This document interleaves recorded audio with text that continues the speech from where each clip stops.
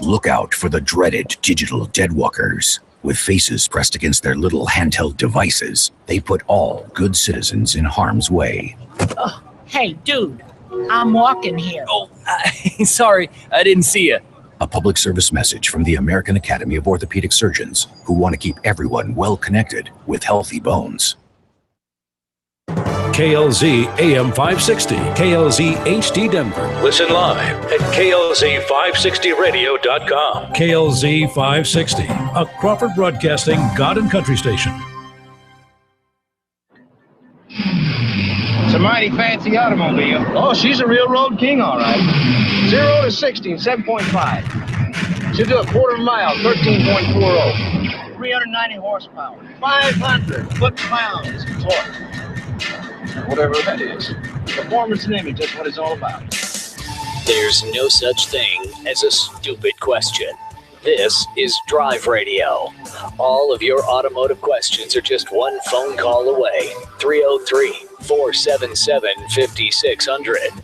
Drive Radio is made possible by the member shops of Colorado Select Auto Care Centers. To find one near you, go to drive-radio.com.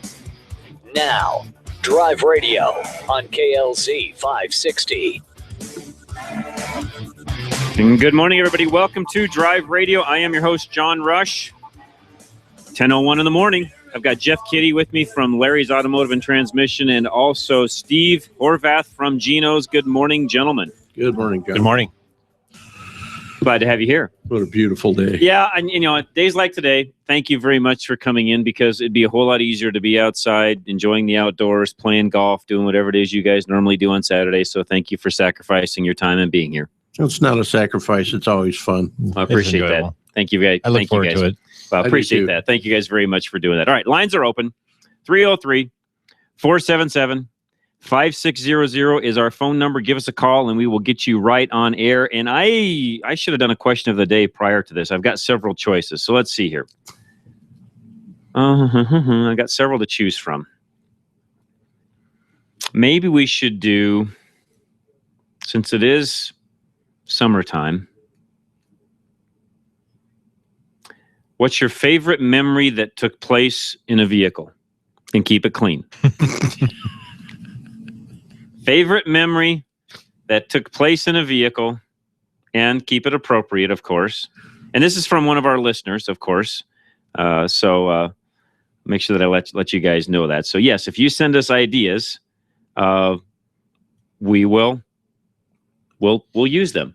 Sure. Is how that works. Does that make sense? Yeah. I know in Las Vegas they have those drive-through marriage places where you get married in the car. Okay. So that could be a memorable moment for some. It wasn't mine. I didn't do that, but I didn't either, but it happens. You're right. Good point. Again, 303-477-5600. Give us a call. Anything you want to talk about, of course, we'll talk about. Anything on your car you want to. Yep.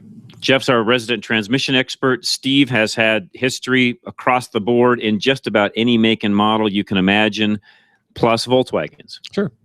Now, that does fit one of the makes or models. But what I mean by Volkswagens is even some of the older air-cooled stuff Steve's done some things with. So if you've got any questions at all, today is the day, 303-477-5600. Want to mention before we get rolling on phones, we have a new addition to the Drive Radio family, and it is Robbins Mobile Detailing. And you can find them at Robbins with 2 B. So robbinsmobiledetailing.com. Brian is the owner. Talked to him yesterday. Phone number is 720-491-1668. And he's been detailing cars since 1998. Been in business for the past couple of years. Everything he does is in the truck, on site, ready to go. He shows up at your door and will do whatever it is you need done. And I checked out the operation yesterday, and it's a pretty slick little rig he's got ready to roll. He uses all filtered water that he takes from his house, puts it in a big tank, shows up at your place of business, your house, however you want to do it, and off you go. Works out really, really well. So Robbins Mobile Detailing, again, 720-491-1668. And I'll talk more about him through the show today, but everything's self-contained, ready to go, and he'll do anything. He's got one fleet where he even does, large box trucks and things like that. So even if you're somebody that just needs some vehicles washed, it doesn't have to be just a detail. And as we go through this, I'm going to get Brian on and actually explain the difference. I know this, but I want Brian to explain the difference between a detail versus a wash, because they're not one and the same. A detail is a lot more intense and detail oriented.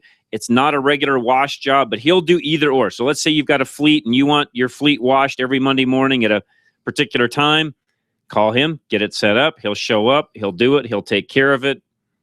And if you've got a used car you're getting ready to sell, it's worth every penny to have it fully gone through, detailed, polished, waxed, handled. Before you sell the vehicle, you'll get every ounce of money back out of it when you go to sell that vehicle. So again, Robbins Mobile Detailing, they're on the website right now. You can find all of our sponsors at drive-radio.com. And I've got one more that we'll talk about here in just a moment. So let's go to Valley. Am I saying that right? Is it Valley? Yes, it is. Okay, Valley, welcome to Drive Radio. How are you today? I'm just great. Thank you for calling us. What can we do for you? Yeah, I listen to you guys all the time, ever since for the past forever. Thank you very much. We appreciate that. I was married to a mechanic. Of course, he left, and now I used to work on cars before they got too complicated for me. But no, I don't know if you remember, but I called a couple times. I had a 2004 Dodge Neon with a little over 240,000 miles on it. I remember that. Most definitely. Well, about at 283,000, my transmission started going out on it, so I kind of let it go because it was about time to let it go. Yeah, it probably was. Good maintenance, always never had a problem with it or anything. But now I bought me a Jeep Liberty, a 2008 Jeep Liberty. Okay. And I was just wondering under the hood, maybe you guys might know a little bit more about transmission, about how long is this going to last me? Because I know Jeeps last forever if you take care of them, and of course I take care of my cars. That's a good car, actually. Is it got the little V6 in it? Yes. Yeah. Those are good cars that really do the proper maintenance on it, and that car will last you as long as the Neon did, and probably beyond. Yeah. That's why I always wanted a Jeep, because that was on my bucket list. I always wanted a Jeep because I know they're the best made cars around. And I finally got one, so I was excited. I just wanted transmission-wise and everything, about how long before I might have to put a new one in. I bought it at 92,000. Okay, and how many are on it now, Valley? Right now, I'm at 11. I'm at 111. 111. I drive a lot. Yeah. And you're mostly highway miles, and what you're doing? Yeah, it's mostly highway. Okay, that's good. I commute from Evergreen to Denver all the time. And do you know what the maintenance has been like on it up to this point? In other words, how often have they had the transmission service done? Things like that. Yeah, they said it's up to spec, and they gave me the book on it and everything. Okay. It looks like everything, as soon as it comes due, they have done it. Good. Then you should be in good shape. Awesome. I think the only thing I would keep on that is really keep an eye on not overheating it. Yeah. If you can keep that thing from overheating at any time, that's the only weak spot it has. That's what I do all the time. In fact, if I'm the only one in the car, sometimes I'll just I'll just throw on the heater just to get some of that excess heat out of my car, especially when it gets so hot. That's one thing I've always done with all my cars. You can do that. I mean, that's the biggest thing on that, though, to Steve's point, is just make sure you're doing proper flushes, make sure the radiator stays nice and clean. If you're doing all of that, keeping good coolant in it, you really shouldn't have any issues. Awesome. Yeah, just do the maintenance on I've got a 2002 that I just had to put an engine in at, 162,000.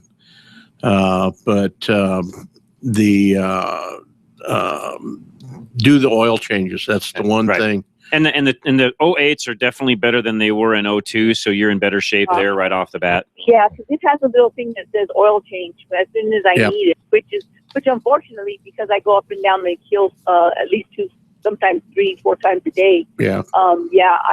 I need an oil change almost every 2-3 months. Got it. Yep. Got it. Yeah. No, you do all that, Valley, you should be fine. Yep. Okay, well, thank you very much. Valley, thank you so much. I appreciate that. If anything else comes up, please let us know. I really appreciate your phone call, and thanks for your faithfulness and listening all these years. We really do appreciate that very much. We have a line open, 303-477-5600. Mike in Denver, you're up next. What's going on today? Hey, how are you? Good, sir. Listen, I just bought a 4-wheel drive Toyota Tacoma. I've never owned a 4-wheel drive before. Okay. What year is it, Mike? It's 2015. Okay, great. Perfect. That's a great vehicle, by the way. Well, thank you. So you bought it. Did you buy the new? So that's it new. That's Yeah. still the last model of the old version Tacoma, though, right? The 2016s are the new ones. If I'm not mistaken, that's right. Okay. Yeah, I think so. You're in good shape. Well, here's the question I got for you. What do you recommend I pay attention to, being that it's a 4-wheel drive vehicle? On that Tacoma, if you do what the book tells you to do, or find a good technician, which we've got multiples out here that can help you in that, just go to drive-radio.com and look for all the shops that we've got. Any of them can do your preventative maintenance. You don't have to go back to the dealer for that. And as long as preventative maintenance is done across the board, what I mean by that is fluid changes when it's time on transfer case, transmission, differentials, things along those lines, which the transmission's even going to go longer now than it used to. So really it's going to be more transfer case and differentials. If you do all of that properly, no different than any other car you've owned. Okay. All right. That's encouraging. Those are great cars. I mean, literally, that's a, I'm not exaggerating here. That's a 300,000 mile plus vehicle you just bought. Sounds great. One last question is full synthetic all that much better than a synthetic blend? Yes, by far. We are of the opinion, and I don't think there's anybody that comes on Drive Radio that'll disagree with me on this, including all the different technicians that we have that come on. If you're going to buy a blended synthetic, you might as well just put regular oil in it, because for the difference in price, you're really not gaining enough with blended synthetic. So either use regular standard oil or full synthetic. Now, here's the caveat to what you're driving, though. It's going to require full synthetic across the board anyway, so it's a non-issue for you. Got it. It is a full synthetic vehicle as it sits right now. Well, you guys have a good show. I just got onto it a few months ago. So Well, thank you, Mike. I appreciate that very much. Thank you for listening. If anything ever pops up, you can also send us an email during the week, and that is all done through drive-radio.com. Just pop in there, fill the contact page out, and it'll come right to me. Sounds good. Mike, appreciate it very much. Thank you very much. Have a great weekend. Let's go to Jerry and Greeley. Jerry, welcome. What's going on today? Well, I was trying to change the coolant in my 02 Ford Ranger XLT, a 4-liter single overhead cam V6, and I must have done something wrong. I'm hoping you can tell me what. I was just using a Haynes manual, and so according to that, I drained the radiator and popped the hoses off the heater core, and I back flushed that. Okay. Ran water through the heater core or through the radiator till that was clean, and then when I refilled it, I was just following the instructions and idling it with the radiator cap off, but it started overflowing the tank on the radiator immediately. So I capped it and kept idling it, and it according to the temp gauge on the dash, it never got above mid-range, but after, I don't know, maybe 15 minutes, it sucked the top hose flat. And so I'm assuming I had an air bubble in there somewhere, but I don't quite understand what happened. Anyway, I let it cool down, and then I was able to add a little more coolant, and I squeezed that hose to try to purge air. And that seems to have worked. It seems okay since then. But I guess I don't quite grasp what happened. I thought once the stat opened that the water pump would push coolant through that hose. It's kind of a high point, that hose. It loops up and around before coming into the inlet of the radiator. So I'm a little concerned. I'm also wondering if the temp sensor was in an air pocket, if that was giving me an accurate reading, or if possibly I could have overheated something without realizing it. If there's no coolant at the temp sensor, it won't read the right temperature. But it is pretty common to get an air pocket in there, and like you said, the hose sits up so high, even the pump doesn't seem to work it away. You just got to get it hot like you did, let it cool, and then fill it back up. Was one way. We actually use an airlift vacuum to pull all that air out, and then as the vacuum pulls it out, we put in the coolant, and that's kind of the preferred way these days. They're just so complex, and hoses running every which way, that it just causes these problems. The only thing I can think of that you might make sure is that you've got a good radiator cap, because if that seal's bad, you can't create the vacuum to pull it out of the reservoir. when it cools down. Yeah. So, which you probably should have if it collapsed. So if you had a collapsed hose, it means you got a good tight system. Yep. So, I guess I'm still just trying to grasp the basics because, so if the stat was closed and there was an air pocket in that top hose that gets up high in the engine bay, then the water pump was pulling through the radiator and just that's what collapsed that top hose. Correct. Yeah. Okay. Yeah. The only other thing I can think of is I'd lost my train of thought. But at this point, it's full. Everything's working. It's cooling properly. Fluid level is fine. All of that. Right. I wouldn't worry about it. I think you're fine, Jerry. Okay. Yep. It probably was in the heater core too. Could very well be. Yeah. There can be air in lots of places. So I wouldn't. If everything's working now, I wouldn't worry about it. Yep. Okay. Okay. That Gates machine that you fellows use. How does that work? It's got essentially you hook it into a hose, and it's got essentially an air agitation system because you actually use compressed air along with the tool itself, and it basically sends an agitated type air pulse via water. Because you hook a hose up to it also, and then it runs through the system. And evidently, I'm not a scientist by any means, but evidently the agitation that comes through the Gates tool itself actually, creates a how do you want to say it? It changes the chemical nature of the water to a certain degree, and that goes in and does a lot of the cleaning of the inside of the system. And again, I'm not a chemist by any means, but that's the layman's explanation. Helps break down the scale and the loose particles that are floating in the engine block, radiator. And they're essentially changing the water to where it becomes more of a cleaning agent. And I've got for example, I've got a scrubbing device that I use in parking lots and so on. It has a similar thing on it where it does a similar thing to what that Gates tool does. So I know it works because it cleans better than normal water does. Yeah. Our guys use our tool to wash their floors too. Yeah, so there you go. There's your answer. Yeah. So there's how it works. I have no clue. I just know it does. I like it for the floors too. Yeah, there you go. All right. Well, thank you very much. You betcha, Jerry. Appreciate it very much. Thanks for the phone call. Mindy, let's take a quick break. We'll come right back. Bill and John, don't go anywhere. You guys are all listening to Drive Radio. We have one line open, 303-477-5600. And I'm your host, John Rush. Never know how. Can you give me a jump? Unless you're in an interpretive dance class, that's not a question you want to ask. If your battery is older than 5 years, you'll soon ask other questions like, why me? Get to Napa Auto Parts and get up to $25 back by mail with the purchase of a new Napa battery.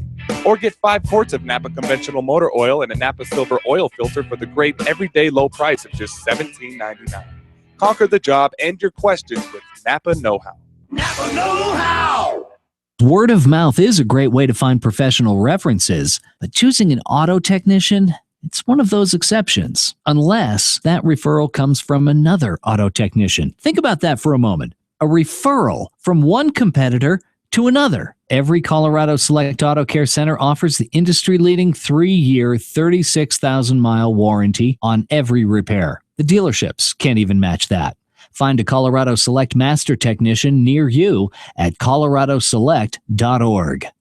The two most critical and complicated components of your vehicle are the engine and the transmission. The engine makes it run, and the transmission makes it go. Most repair facilities specialize in one or another. Larry's Automotive and Transmission Repair does both, and they do both exceptionally well. Their technicians are ASE Master Certified, and the shop is A+ with the BBB, as you'd expect from members of Colorado Select Auto Care Centers. Larry's transmission experts are ATRA certified, so you can be confident that they know your transmission. Larry's is the rare combination of expert auto repair and the area's best transmission specialist. Your repairs are done faster, and it's far more cost efficient. Whatever you have under your hood, Larry's has it covered under one roof. Larry's Automotive and Transmission Repair. Call and schedule your special attention KLZ 560 appointment today. 303-427-2108. 303-427-2108. Reliability. It's what every driver wants from their vehicle. Regardless of make or model, you want your vehicle to take you where you need to go. Reliability is exactly what the Colorado Select Auto Care Centers offer. They've set the standard for excellence in automotive repair and maintenance. Each member offers Napa Auto Care Peace of Mind Warranty, along with the highest level of customer service and integrity. To find a Colorado Select Auto Care Center near you, log on to drive-radio.com or call 303-546-NAPA.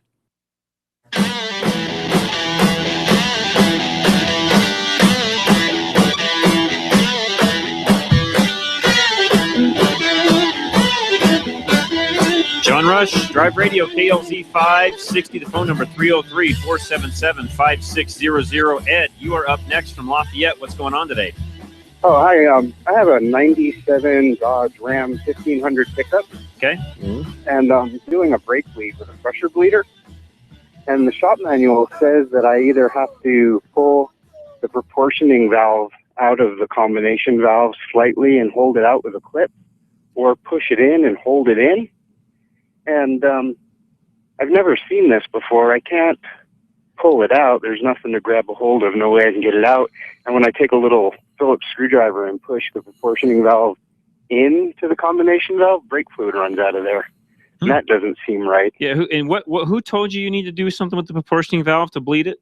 Oh, the factory shop manual. I don't want to argue with them, but I don't know that I ever have to bleed one of those. Yeah, I've never run into that before either. I actually have the shop manual up if you want me to. What kind of pressure are you running on your pressure bleeder? 20. I wouldn't think that'd be enough to actuate that. So you think bump the pressure up? Are they bleeding okay? Yeah, there's fluid coming out. They said the problem would be with the front, that you wouldn't be able to bleed the front unless you actuated the proportioning valve. Right. Yeah. Right. That is what, and I'm sorry, it's a 97 Ford, or sorry, 97 Ram. I've never, quite honestly, I can't say that we've ever had to do that to bleed one. No. Okay. Yeah. The brake fluid stream seems a little weak, but it's just kind of subjective. Should I bump the pressure in the diaphragm up beyond? I would think 20? you're probably good at 20. Mm-hmm. Is the brake fluid good and clean coming out? It is now, yeah. No bubbles? Nope. No. Okay, I think I just continue on the way you're doing it. And then make sure you got good pressure on the pedal itself when you're done. And if you do, call it good. All right, great. I wouldn't worry about it. I wouldn't mess with the proportioning valve. I never liked messing with those. They're a very temperamental item. No offense, but they are. Mm-hmm. And I always felt like if you didn't have to mess with one, you were better off not. And hard to find if you mess it up. Correct. And expensive. Yes, extremely. Okay. So they were just one of those items, even as a shop, that typically we just never mess with much. Yeah. Okay. Fair enough. All right. Ed, appreciate it very much. Thanks for the phone call. Line open, 303-477-5600. Bill in Westminster, you've got a vibration issue going on. What's happening? Hi, John. I have an F-150 in 2004, and Jeff rebuilt my transmission about 36,000 miles ago. Great. Hi, Bill.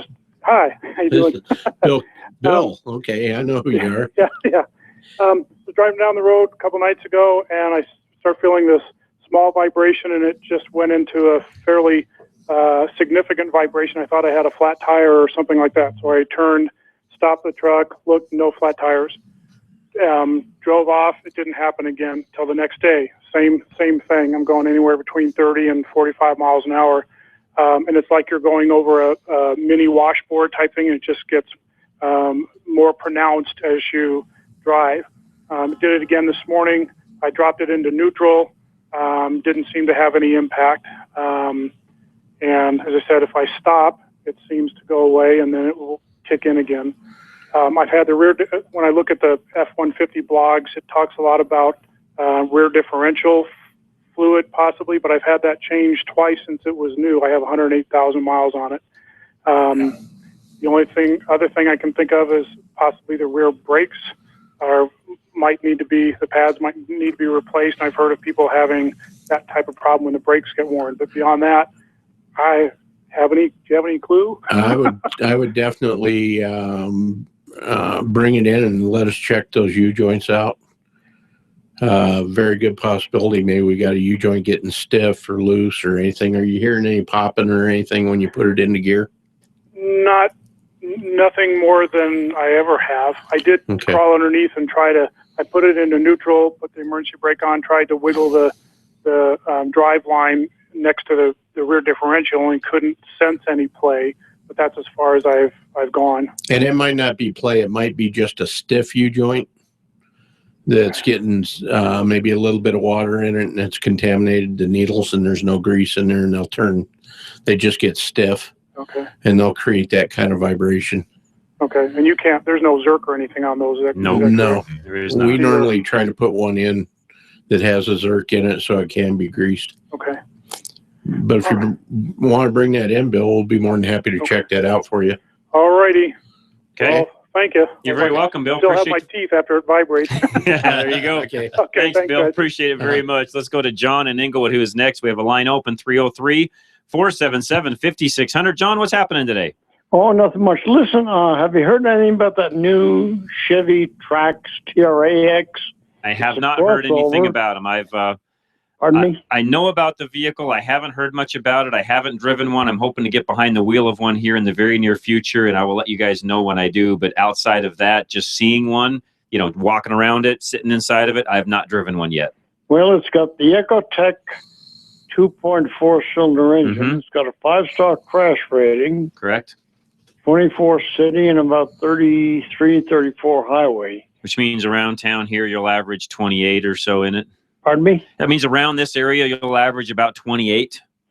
Yeah. Which I'd isn't say bad. Probably about that, given the altitude and everything. Exactly. Which again, that's not bad for the vehicle. It's a smaller SUV. I saw one actually the other day. So I actually saw one in a parking lot. So they are starting to sell them. It's not a bad looking vehicle. And no, it isn't. And it's very, very roomy. And that all-wheel drive too. Down, you can get a lot in there. No, it's a nice little vehicle. I'm anxious to drive one, and I think you'll be able to buy that fully equipped for under $30,000. Yes, you can. Looks like a little you're going to test one maybe next week or two. Well, you know what? I'm trying. I haven't. I just did some communication this past week with the lady that's in charge of the Chevy fleet, where I actually get the GM side of the fence from, and I don't have my schedule yet. I hope to have that this week. Once I have the schedule of what's coming up in the next month, I'll be able to share that with you next week. Okay, well, going back to high school, I always heard don't buy a car the first year out. Got it. And I wouldn't buy one this year anyway, but next year, if they had any bugs in them, they probably got them out. So it's a pretty good car. Yeah, no, I think you're going to be safe with it. I wouldn't hesitate to buy it. Well, and anymore, a lot of those platforms are kind of proven. They're just redesigned a little bit, changed around. And with computers too, they're able to reprogram the computers if there's shifting issues or things like that come out. So they're able to fix a lot of those. Well, and there's a lot of that I think that's kind of gone by the wayside because it's not a mechanical issue for the most part. Yeah, it's always a software or minor glitch or something like that. But yeah, I always believed in that too. Don't buy the first. Yeah, I'm kind of the same way. Although, in today's world, it's not as big a deal as it used to be because of all the testing and the just what they're able to do today to actually test a car before it goes out to market and what they do before the car ever hits. But if you want to be safe, you wait till the second year. There's nothing wrong with that either. Okay, well, listen, thank you very much. You bet, John. No, thank you very much. Appreciate the phone call. Let's go to Doug and Elizabeth. Doug, you're welcome, or welcome to Rush. Hey, guys. It'd be nice if I could talk. Welcome to Drive Radio. Hey, John. Hey, guys. How you doing? Doing great, Doug. Thanks for calling. This is a great show. Yeah, I mean, you guys, you offer a service here, really, and that's wonderful. Well, thank you, Doug. I'm going to hit a serious note a little later, but I'll make this quick. My car, one of my cars, I've got a 2000 Toyota Flora. Okay. I'm taking pretty good care of it, but it's starting to burn a little oil. It doesn't leak oil. Okay. But how much is it burning, Doug? I'd say about a little over half a quart, almost a full quart every oil change. That's not bad. That's not bad at all. Yeah. In fact, it's got 147. Just so you know, that is still within factory specs on a brand new car. If you had a brand new car and it burned a quart through the oil change process, 3,000 to 5,000 miles, for example, they will not do anything with that engine, even on a brand new car. Okay, because I've never had any fluctuation at all with my oil changes. I change every 5,000 on that Toyota, and it's amazing. That the book says, and what they came with the car is every 5,000 on a Toyota, so I go every 5. And I've been using a blended Valvoline. Should I go to a full synthetic? Yes. Blended is, no offense, you heard us a little earlier. Yeah. It's a waste of money. Either use regular or use full synthetic. Blended you could do yourself at home by taking 4 quarts of regular oil and putting a quart of synthetic in it. That's essentially what blended is. Okay. All right. I'll do that then. You guys asked about favorite memories in a car. Yes. Yeah. And I thought we'd hit a lighter note. One of my favorite memories in a car, and it's weird, you look back all these years later, as you get older, you get into your 50s. And at the time, I was in my early 20s, and I promised my grandmother Smith a trip to her sister's up in central Mississippi. I was living in Louisiana at the time, and it was October, and the Cardinals were playing in the playoffs, and I was so upset because I wanted to watch those games. But I ended up taking my grandma, and we went in her old 76 or 77 Lincoln Continental. That thing was like a small yacht. Cool. Very cool. And it had leather seats. I mean, my grandmother always drove Lincoln. Yeah. And it was just a great running car. It had an old 8-track player. Yeah. My grandmother loved Merle Haggard and Waylon Jennings. Awesome. And we were playing that the whole trip, those 2 8-tracks. That's awesome. And she kept telling me, honey, would you play that song again? And we were playing, what was that song?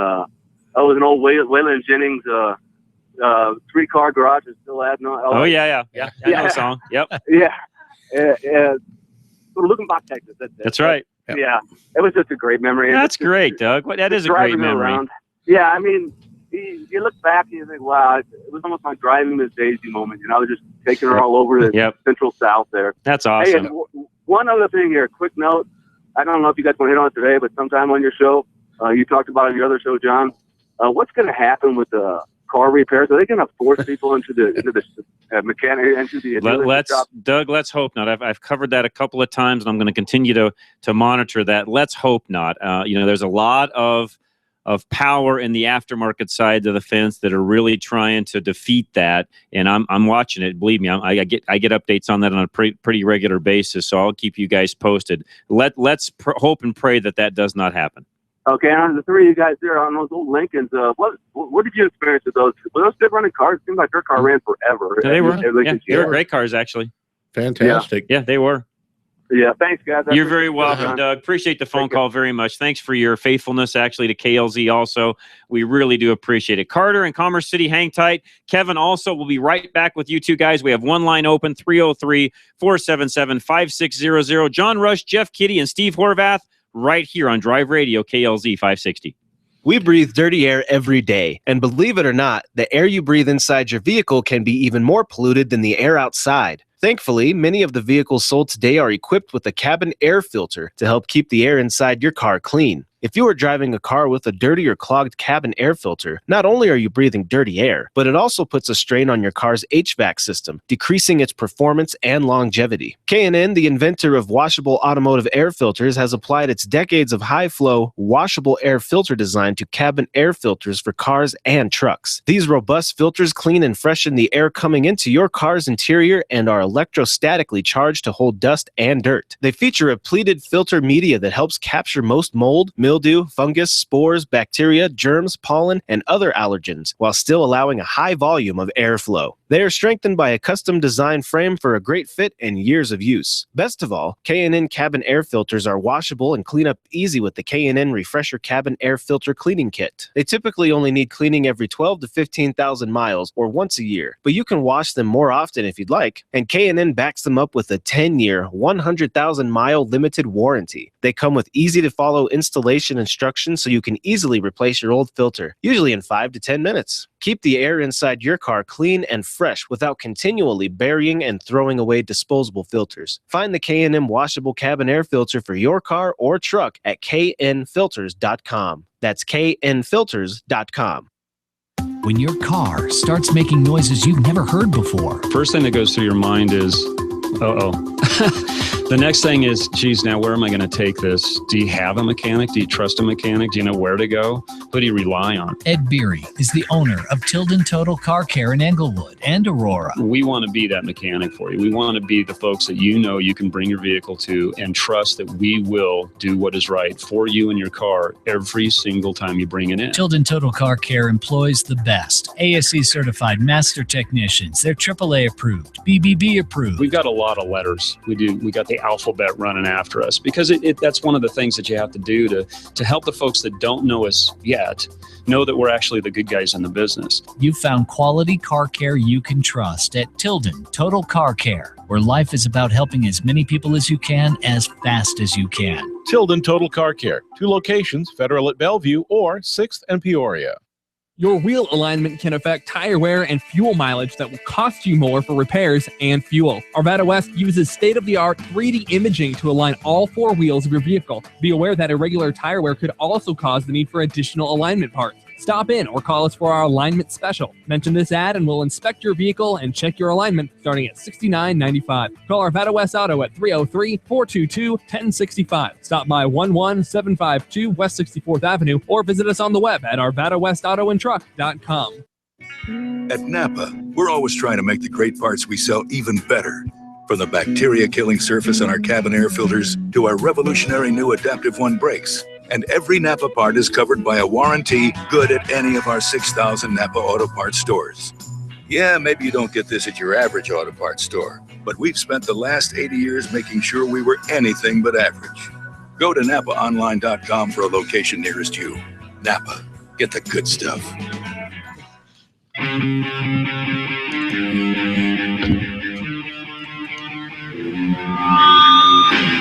John Rush, Drive Radio, KLZ 560, 1036 on a absolutely gorgeous Saturday morning. Before we get going on these calls, I do need to mention Lone Tree Veterinarian Medical Center.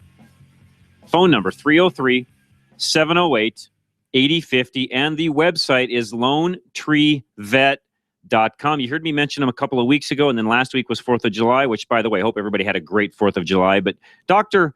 Bill and then his wife, Nancy Moyle, they're longtime listeners of Drive Radio, longtime supporters. So, Bill and Nancy, thank you very much for that. And then on top of that, thank you for now the support of Drive Radio. So you know what, folks? We need to support them back. So they're supporting what you hear every week on Drive Radio. And a lot of you call in and say, you know what, you guys do a great service. We appreciate it. Thank you very much. You know, the best way to thank us, go use the people that are supporting Drive Radio. So in this case, Lone Tree Veterinarian Medical Center. If you've got a cat, a dog, okay, those are the 2 main creatures that they take care of. Yeah. I shouldn't call them creatures. They're animals. They're pets. We love our pets. I love mine. They're family. That's exactly right. They're family members. If you want the best care for your pets, go to Lone Tree Veterinary Medical Center. Again, 303-708-8050. I visited them a few weeks ago now, got the entire tour. They do everything, literally from dog training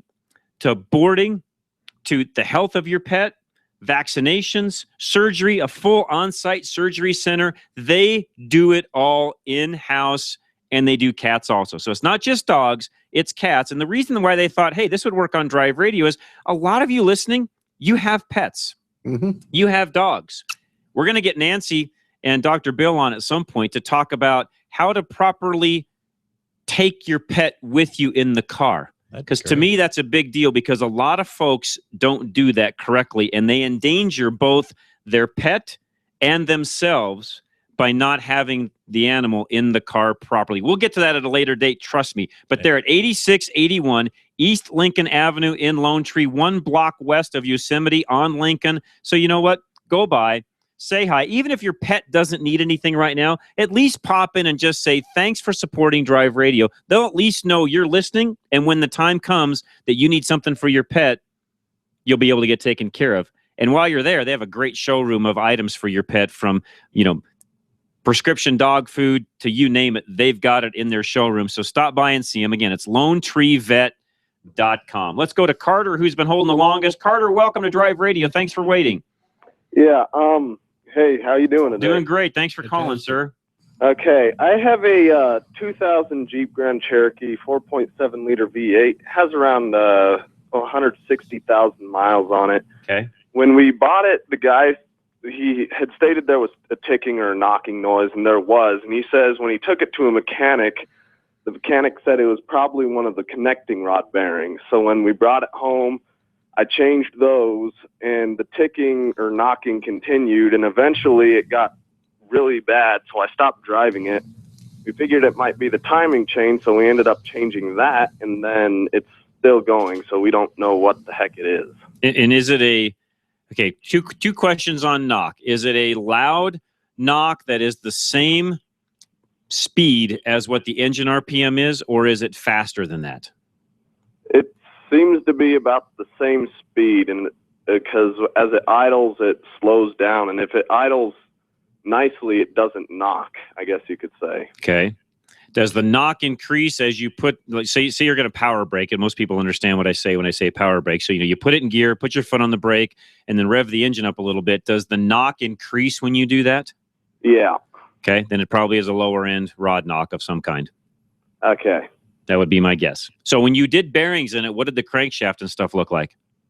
We actually didn't check those because we bought the parts online, so we didn't think about checking those. Yeah, because what you really should have done to do that properly would have been to, of course, measure the diameter of the crankshaft, make sure that it's round, of course, and in that particular case, you plastic gauge it to see exactly what kind of clearance you have to know whether or not a bearing's even going to fix it or not. Because if there's a lot of wear on the crankshaft, first of all, the bearing's not going to last. Second of all, it's going to keep knocking, and it sounds like that's kind of where you're at. Okay. So first thing, next thing I think I would do is if you're up for it, pull the pan again, pull your bearings off, see how everything looks, and you'll know pretty quickly which one it is. Especially if you just put bearings in it, when you pull those off, you'll know which one is the problem. Okay. And here's the downside. If it's really a big problem, you're going to be doing either an engine or the lower end of an engine to fix it. Oh, okay. And those are not cheap engines. No, they're not. It's a very expensive engine. It's a great engine, but it's very expensive to fix. Okay. And I would do bearings through Napa to make sure you're getting a good, solid bearing back in it, if you think you can even put a bearing in it. And again, you won't know that until you get it back apart and you analyze the crankshaft, look and see what it looks like. In some cases, depending upon how bad the crank is, if it's not super bad, you might be able to polish the crank out, just with it sitting in the car, put some bearings back in it and get by with it again. But again, you'll know more about that once you take the rod caps back off again. Yeah. When you did the rods, did you notice any difference in the way the bearings looked? Oh yeah. The bearings on number 7 and I think 2 were almost shredded. And that's where your problem is. And then those are the journals you need to check on the crank then. Okay. And the crank's probably bad then. Yeah. If that's the case, which means it probably got ran low on oil at some point in time, or didn't get changed, quickly enough, or something along those lines. Okay. That would be my guess. Okay. Well, so once you get back into 2 and 7, you'll see you'll see what's going on. And if need be, take some pictures and email them to me. I'd be happy to help you on that. Don't no fear in doing that. It's John, JOHN at drive-radio.com. Okay. Okay. Okay. Okay. Thank you. You betcha, Carter. Appreciate it very much. Let's go to Kevin, who's next. Kevin, what's going on with your transmission? I just want to drain it completely, converter and all, and you just so many things with the 1996. It's the E40D transmission, and I was going to put in a Valvoline Max Life, high mileage. It's got 74,000 miles on the truck, and just trying to take care of it. I know that's not, or at least I've heard that's not the strongest transmission.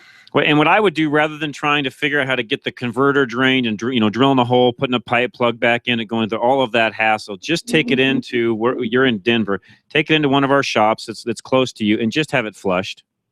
Yeah, it's much easier in the end. You're going to get everything out of it. You'll get all of the contaminants that are inside of it out, and there's no way with a drain. I don't care how long you let it sit, you'll get everything out of the insides of it. What fluid would you go back with? You could run the Max Life if you want to, but at 75K, you don't really need to.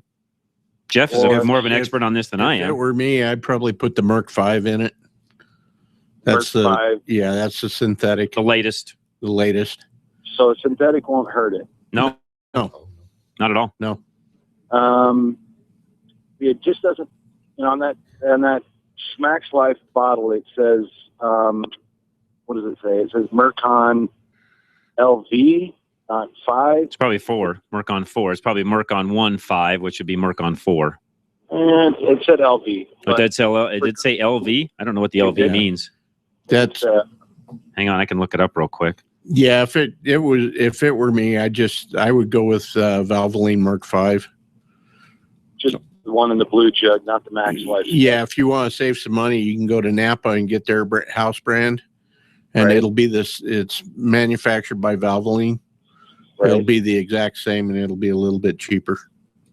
And so, if I did get it, if I just lucked out on a torque converter, there was a plug, I could drain it. Yes, you can. If I can do that, I know it's not going to get the full flush, but I was going to try to set up a remote filter. I don't know, 12 micron, 10 micron, and remote filter, and replace the standard stock one with a longer pickup, because I want to put the the 4R100 pan on it, so it has a drain plug on it.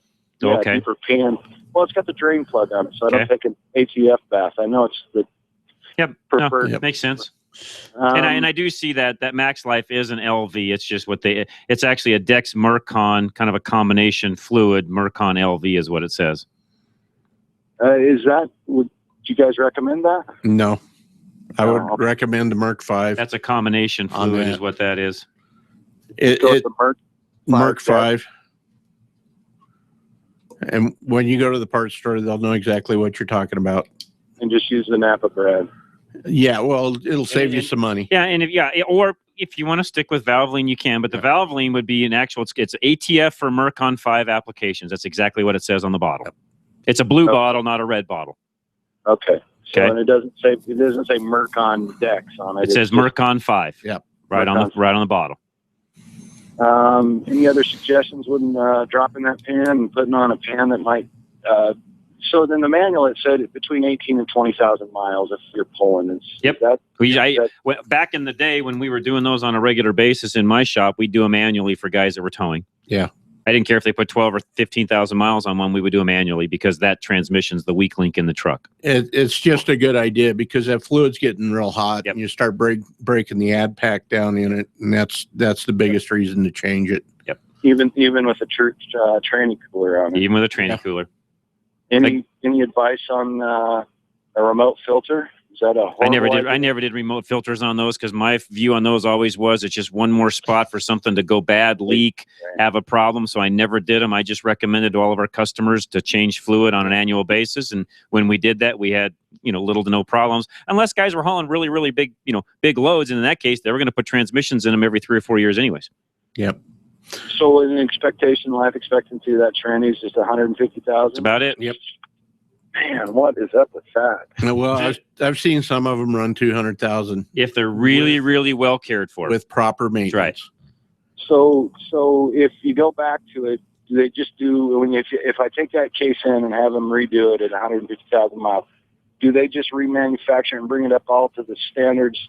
Or you can upgrade it if you want, and that's something, and honestly, that's something, Kevin, what I'm going to do is put you on hold real quick, have Larry actually get you his phone number. You can talk to Jeff off air or up against a break. But yeah, there's a lot of things they can do at that 150K mark. So let me put you on hold. Larry, get all of his information where you guys can converse during the week, and let's do that. We got a quick break we need to go to. Chris and Morrison, Bill and Lakewood, hang tight. One line will open up here in just a minute. You're listening to John Rush, Steve Horvath, and Jeff Kitty right here on Drive Radio, KLZ 560.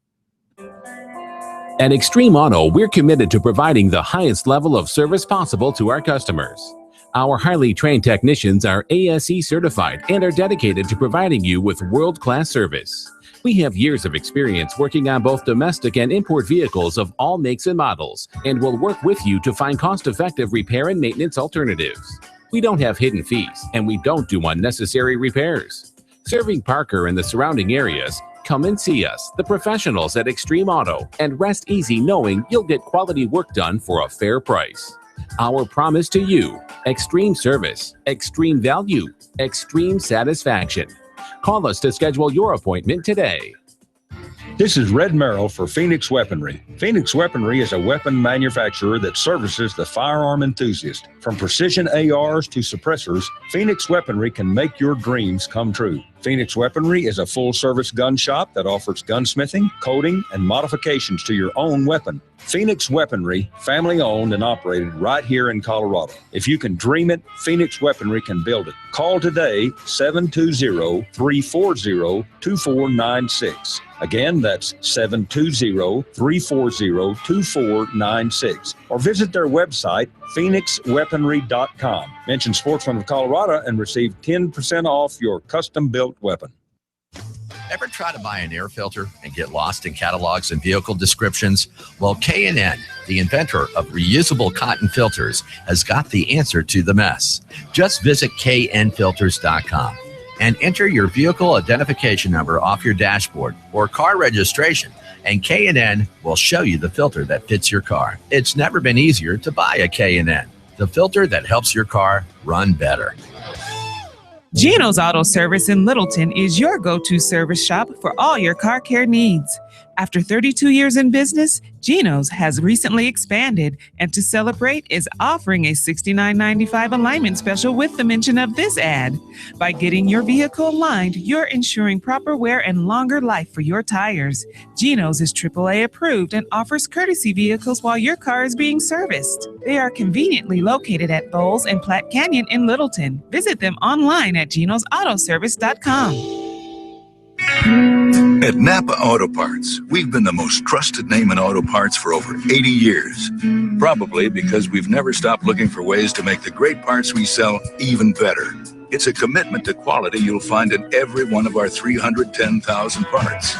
From the bacteria-killing surface on our cabin air filters, to the patented damping mechanism on our drive-align belt tensioners, to our revolutionary new Adaptive One brakes. And Napa parts are covered by a warranty that's good at any of our 6,000 Napa Auto Parts stores nationwide. Yeah, maybe you don't get this at your average auto parts store, but at Napa, we've spent the last 80 years making sure we were anything but average. To find the Napa Auto Parts store nearest you, go to NapaOnline.com. Napa, get the good stuff. With over 125 locations in Colorado, southern Wyoming, and western Nebraska, there's only one place to get the good stuff: Napa Auto Parts.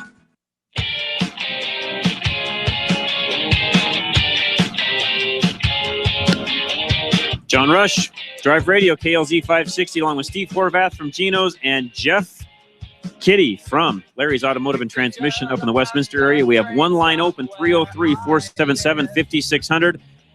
And real quick, I just saw this gentleman this last week, Paul Leuenberger, American National Insurance. If you need insurance for anything, home, auto, anything, you've got it all. Anything with wheels, literally, or not wheels, boat, RV, you name it, Paul can help you out, including your home. The phone number, 303-619-9891, and Paul can help you with anything at all that you need, and trust me, he will save you money. It's Paul Leuenberger, American National Insurance. Let's go to Bill, who's been holding the longest. Bill, welcome to Drive Radio. Hey, how's it going? Good, sir. I'll try to be quick. No, you're fine. Don't worry about that. You're fine. The longer I sit, the more things I think of.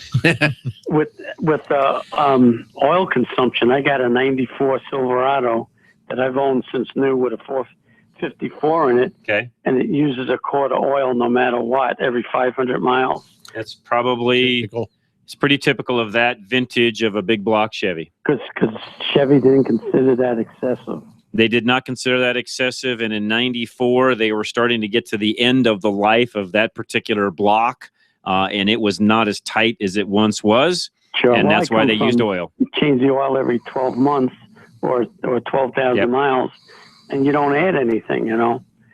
Not on that truck. You'll have to keep tabs on that one. Now, it does have 7-quart capacity, so that helps you. Yeah, right.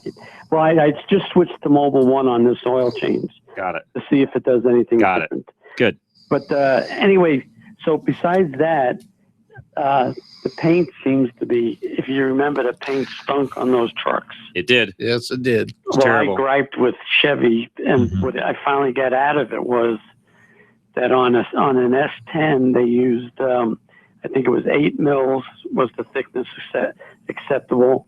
And on a full-size truck, it was 4 mils. Okay. You know, the thing, you breathe on it and the paint comes off. Yep. They're bad. Pressure washer would take the paint off. Well, it seems like, I haven't seen it yet. My wife climbed up there on top of the roof, seems to be peeling, she said. Okay. Yep. That's not. I've Yeah. got a 93 that's doing the same thing. Well, it just sits there in the sun, and Yep. bakes. So Yep. Anyway, so what do you think? I'd be better off painting the whole thing, or Yep. Paint the whole thing. Okay. Yep. And even, even on that truck, depending on how nice it is and how well you want to keep it, no offense, but if it's a work truck, it sits outside, you're using it here and there, you know what? And I don't typically say this, but, go to a Mako or somebody like that and get a cheaper, paint job on it. And, you don't have to spend the big bucks on it. I drive a brand new truck. Yeah. And I knew that. So in this particular case, Bill, just go get somebody to give you a Mako's really good probably the quick best, shoot huh? on it. And as long as the paint will stay and they'll give you a good warranty on it, go for it. Hey, and then the third one is because it sits there basting in the sun all day. Yep. Buy a the cover for driver's it. side armrest pulled off. Who the heck replaces that? Oh, I've got. If you send me an email, this is somebody else I need to get a sponsorship on. Send me an email. I'll get somebody that I can send you to that can fix I found that. someone on West Colfax a couple of years ago, and I don't remember who the heck it was. And I wouldn't know on that one either. Just the search for. I've got a guy that I up in the Lafayette area that I know can do that for you. That I'll recommend. Just send me an email, Bill, and I'll help you on that. John at drive-radio.com. And then the other thing you could do, if that's going to sit outside, even once you get it painted, to help the interior and the exterior, put a car cover on it. Yeah. I got one. It's covering my rototiller. That's worse. It's a Honda, and you would never know it was I've got a. Looks brand new, huh? Well, it's about 3 or 4 years old. I had a Troy built before that, and I used to shut it off in the fall. Yeah. Put gas in the spring, and away I went.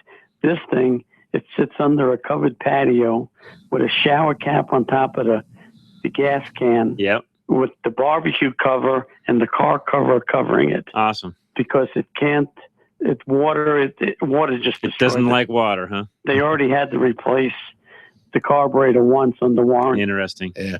And so now I use. I know Donnie was working when I called up. Is what I use for my outdoor stuff. Is I go over there on Ralston Road and go buy the Sunoco 100 race fuel. Right. For the outdoor stuff. Yeah, that's a good idea. It's a little bit more expensive. It works good on the power equipment. But I have no trouble at all anymore. No, it helps a lot. Right. Yeah, Bill, appreciate it very much. Thanks for the phone call. Let's go to Chris, who's up next. Chris, welcome. What's going on today? Well, good morning. Good morning, sir. I am working on a friend's 2005 Volkswagen Passat, and it has the 2.0-liter turbocharged diesel engine in it. Okay. And originally they thought that the vehicle had a problem with the EGR valve, and so they took it down. They got it scanned at one of the parts shops, and they came back with a trouble code of P0128, and it says coolant thermostat, coolant temperature below thermostat regulating temperature. Now, the other thing I noticed when this vehicle cooled off is that the coolant itself was below the minimum that is stamped on the overflow bottle. Okay. Where would you start? Topping it off, or? That would be a good start, but actually, if you're getting that code, pretty much it's telling you the thermostat is not opening up quickly and right. I'd put a thermostat in it. Really should probably just do a thermostat. Great, okay. Now that leads me to my next question on the same vehicle. I picked up a children's manual for it, only to find out it didn't cover diesels. Nope, it won't. And I found out that Haynes has one that does. Let me give you the correct answer because we're running out of time. Sorry, but let me just give you the correct answer. Go to the VW website and actually buy a 2 or 3 day subscription on your own, print off everything you need for whatever job you're going to be doing and call it good. Okay. You can do that as a homeowner. Works great. That's what I would do on that vehicle. I would recommend some other ways on other things, but on that vehicle, do it the way I just said. Okay. You're better off. Great. Okay. And then I've got some other questions. Should I call back? No, I'll tell you what. If you want to just hang on, I'll just take you first up as soon as we come back from the break. You want to do that? Yes. Okay, fine. let's just do that. Hold tight, and I'll just bring you back right after the break. We got about 30 seconds left, which is just enough time to tell you about Isaac Bouchard, our broker. So Isaac will help you with anything you need to do on a purchase, sale, lease, whatever you need. 303-475-1462 is his number. Again, it's Isaac Bouchard. He's our resident broker. He's got several guys now working for him, so he's gearing up to do more and more for you. It's 303-475-1462. If you need anything at all on a car, purchase, sale, you name it, give him a call. Ask him what to do. He'll help you out. He'll help you procure a car. He can do fleets, whatever you need. Again, it's Isaac Bouchard, 303-475-1462. With that, Mindy, let's take a quick break. We'll go to the news. Chris, Maureen, hang tight. Don't go anywhere. One line open here on Drive Radio. Jeff Kitty, Steve Horvath, and John Rush. We'll be right back. John Rush, KLZ 560. Still haven't had enough? Go to drive-radio.com. Email your questions and comments. Download previous programs and find lots of useful information, including your nearest Colorado Select Auto Care Center. That's drive-radio.com. Thanks for listening to Drive Radio, sponsored by the member shops of Colorado Select Auto Care Centers on KLZ 560. Drive Radio is a presentation of Colorado Select Auto Care Centers. The independently owned and operated shops of Colorado Select hold each other accountable for their highest standards of technical expertise, honesty, and professionalism. They all understand that choosing a mechanic is risky business. So Colorado Select was created by this exclusive group of like-minded professionals who are dedicated to raising the level of consumer confidence in Colorado's auto repair industry. Schedule your next oil change at any of the Colorado Select Auto Care Centers heard on Drive Radio, and you'll immediately see the difference. For the complete list of all the member shops in the state, visit drive-radio.com. Well, it's that time of year again where we're all getting prepared for the upcoming hunting season. Hi, this is Scott Watley with Sportsman of Colorado. Tune in each week and we'll bring you local experts in archery, muzzleloading, and rifle hunting. Looking for a place to hunt? We've got you covered. Want to book a trophy deer or elk hunt with a reliable outfitter? We can help. For the anglers, we'll give you a fishing report each week. If you like the outdoors, you'll love Sportsman of Colorado, Saturdays at 1 p.m. right here on KLZ 560. John Rush here on the next Rush to Reason. It's Small Business Monday. Realtor John Roberts will join us to talk about our real estate market, and we'll also discover a story of political intrigue, romance, and betrayal set against the backdrop of the dissolution of the United States of America. That's by author Richard Engel. We'll have traffic and weather updates with Alex Bookman, and of course, we'll take all your calls. That's the next Rush to Reason in the evening rush hour, every weekday from 3 to 6 p.m. right here on KLZ 560. KLZ AM 560, KLZ HD Denver. Listen live at KLZ560radio.com. KLZ 560, a Crawford Broadcasting God and Country station. This is the Blaze Radio News. I'm Brad James. GOP presidential candidate Donald Trump is standing firm on his stance on illegal immigration. Whenever somebody hears that it was an illegal that was involved with the death of their children, it becomes politically incorrect for a politician to help them. That's how messed up our nation is. The billionaire businessman speaking in Los Angeles and meeting with family members of victims of illegal immigrants. Trump says Mexico does not want the hard criminals and they make their way into the U.S. They're sending people into our country that we don't want, but we take, and that they don't want. The Trump campaign is in Phoenix for an event. So many people want to hear what Trump has to say. The Trump team is having to move the event to a much larger venue, the Phoenix Convention Center. Trump is doing well in the latest political polls. The massive cyber attack on government computers leads to changes at the Office of Personnel Management. The Blaze Radio's Tom Pease with the latest. The head of the government's Office of Personnel Management steps down over a major hacking scandal. Catherine Archuleta informing the White House of her decision after a massive data breach affects more than 21 million current and former government employees and their families. The hack resulting in millions of Social Security numbers being compromised. No more Confederate flag flying over the South Carolina state capitol.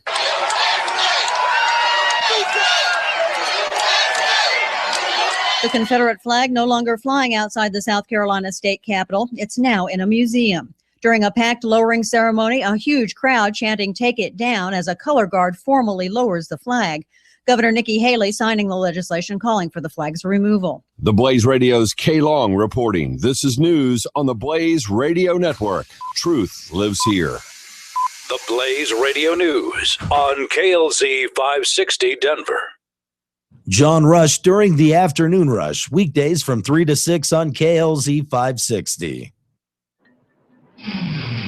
It's a mighty fancy automobile. Oh, she's a real road king, all right. 0 to 60 in 7.5. She'll do a quarter mile, 13.40. 390 horsepower. 500 foot-pounds of torque. Whatever that is. Performance and image, that's what it's all about. There's no such thing as a stupid question. This is Drive Radio. All of your automotive questions are just one phone call away. 303-477-5600. Drive Radio is made possible by the member shops of Colorado Select Auto Care Centers. To find one near you, go to drive-radio.com. Now, Drive Radio on KLZ 560. And it is John Rush. Drive Radio, KLZ 560. Steve Horvath, Jeff Kitty. Appreciate all you guys listening. Thanks, Jeff and Larry, for coming down and helping us out. Larry's here every single Saturday. And then Steve Horvath from Geno's. You know, all of you really appreciate what you do to make this show a success each and every week. And our new engineer that we now have, Mindy. And I don't know Mindy's last name, so I'm going to have to get Mindy's last name and give you that. But Mindy right now is helping us out on the board and does a great job and has been around KLZ for the last couple of weeks. So I've had a lot of fun meeting her and getting to know her in the afternoon. So I appreciate that very much. So without further ado, lines are full. So when they are, you know what? Some of the topics I had, we'll just table and we'll keep talking to you in the meantime. As soon as somebody drops off, give us a call. We'll get you right on air, 303-477-5600. Let's go to Maureen, who's been holding the longest. Maureen, welcome to Drive Radio. Good morning, John. How are you? I'm doing well. Thanks for calling, Maureen. You're welcome. I'm hoping you can help before I go and ask somebody at a repair place. Okay. I have what I think might be an electrical problem, but it may be something else. A couple of months ago, the brake light warning went on, so I had the brake lights replaced. And intermittently since then, the brake light warning still goes on. And then just this week, the speedometer started, well, it just stopped. And then I had lights flashing all over the dashboard. And so then the speedometer works intermittently. Okay. And sometimes it works at half mast. Sometimes it's really working. Good thing I have been driving a long time. I can kind of estimate my speed and creep around the neighborhood. But have you an idea of what? And Maureen, I apologize. I don't remember what you're driving. And I don't apologize for this car. It's just done a great job of carrying all kinds of charity goods to the safe houses of Denver, to the airport carrying bandages for mission hospitals overseas. Anyway, moving on. It's a 1991 Honda wagon. Okay, so it's a 91 Honda wagon. Mm-hmm. We're growing old gracefully together. That's all right. Those are good cars. There's nothing wrong with that at all. It sounds to me like, you know, back to your original question, do you have an electrical problem? Yes, you do. Mm-hmm. Where is it? Anyone's guess. I don't know. And that is something where somebody's going to have to do some diagnostics. Yeah, I assumed you wouldn't know where it was, but that if I'll know what to have them look for then, and have them try to trace it down. Is an electrical problem hard to trace down, or? On that car, it shouldn't be. That, you know, that's old enough where there's not as many computers and systems to have, to have to, dive through. That's older technology. It shouldn't be that big of a deal to go into and figure out. And I'm guessing that probably your first indicator of the real problem was when the brake light, when the brake warning light was on the dash. I'm guessing all of this is still tied together. I think it is too, and I'm glad to have your confirmation. Thanks so much for your program and your advice, John. It's Thanks, always Maureen. good to listen. Appreciate it very much. And as you know, Maureen, we've got 2 shops in Aurora that can help you. You can find either one of those at drive-radio.com. Let them know you listen. And I know, Maureen, you listen to both shows during the week and on Saturday. Just tell them that, and they'll make you a big part of the family and help you out. 303-477-5600 is our phone number. One line is open. Chris and Morrison, you're up next. Yes. One of the other vehicles I'm working on, 76 Dodge Mini Winnie, which is a Winnebago, Yep. I believe a D300. Yep. And this thing has been sitting for a while, so the carburetor needs gone through. And I noticed that there's a plate for the EGR valve. Yep. And would that be something that I might be able to get into the crossover preheat system with and see how carboned up? Should be able to, yes. Yeah. Okay. Yeah. Yeah, and then Should I? And it look probably is if it's got any kind of miles on it. Yeah, I think it's got 106. It'll have some carbon. Yes. So, and then should I put an EGR valve on this thing? So there is no EGR valve on it now? No, there's not. There's a block off plate. If it will pass emissions the way it is, no, leave it alone. I wouldn't mess with it. And it might with the unless they catch it for visual. Right. If it'll pass the way it is, I wouldn't mess with it. Most of those guys don't even look under the dog box. And if they're not, I wouldn't worry about it. Okay, next question. You don't need it. Let's just say that. Okay. Next question on this same vehicle. It does say that it takes regular gas, and I want to know if no lead is okay, or Yes. should they use a substitute? No, you can use no lead.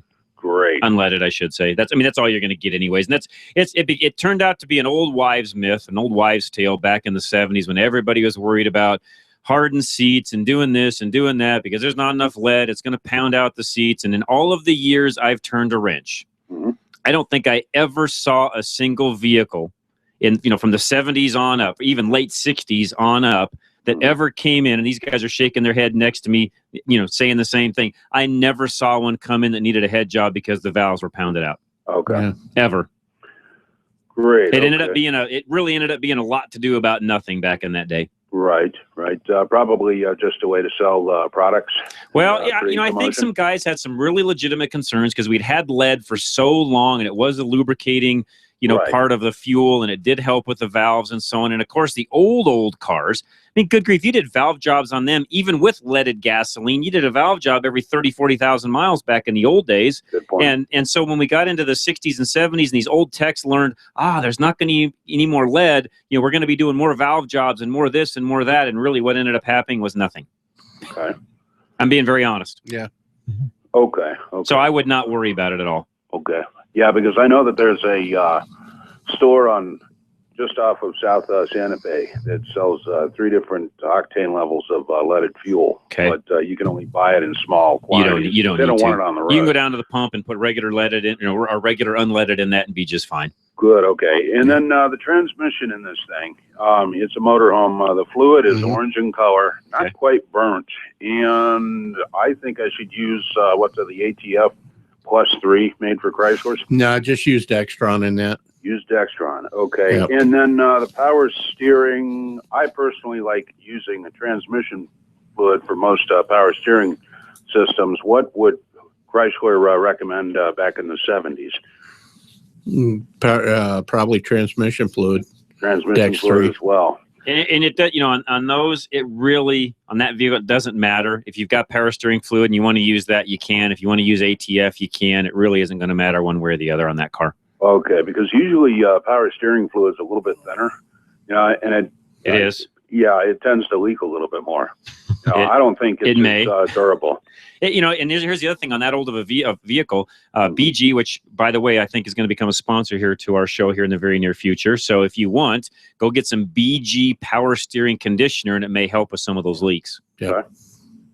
Great. Okay, or just replace the hoses. Or replace what's That's leaking. Yep. Probably the best way. You can do that also. Okay. But, as far as the conditioner goes, for that old of a vehicle, as far as the gear, the pump, and so on, I'd put some in anyways. Yeah. Okay. You're not going to hurt it by doing that. Yep. Okay. And where would you go to pick up manuals on this thing? I've already gone to the parts eBay. shops, and they don't want to touch eBay. Okay. Yep. It's the only place Great. you're going to find one. Great. Okay. And what is your recommended air conditioning facility for the Coleman type roof air conditioners to the regular front end belt driven? That back in that day will be R12, and as long as somebody's got the equipment to do R12, any of our shops could do it. Steve, can you still do R12? Okay. No, I haven't done much of that. Haven't done any R12 lately? No. We've been sending them to that. There's a place on I-25. Let's do this. Why don't you call Steve during the week, and he'll help you out. And that way, if there's anything else you need, he can help you with that. Steve, give him your number. Oh, sure. 303-794-6700.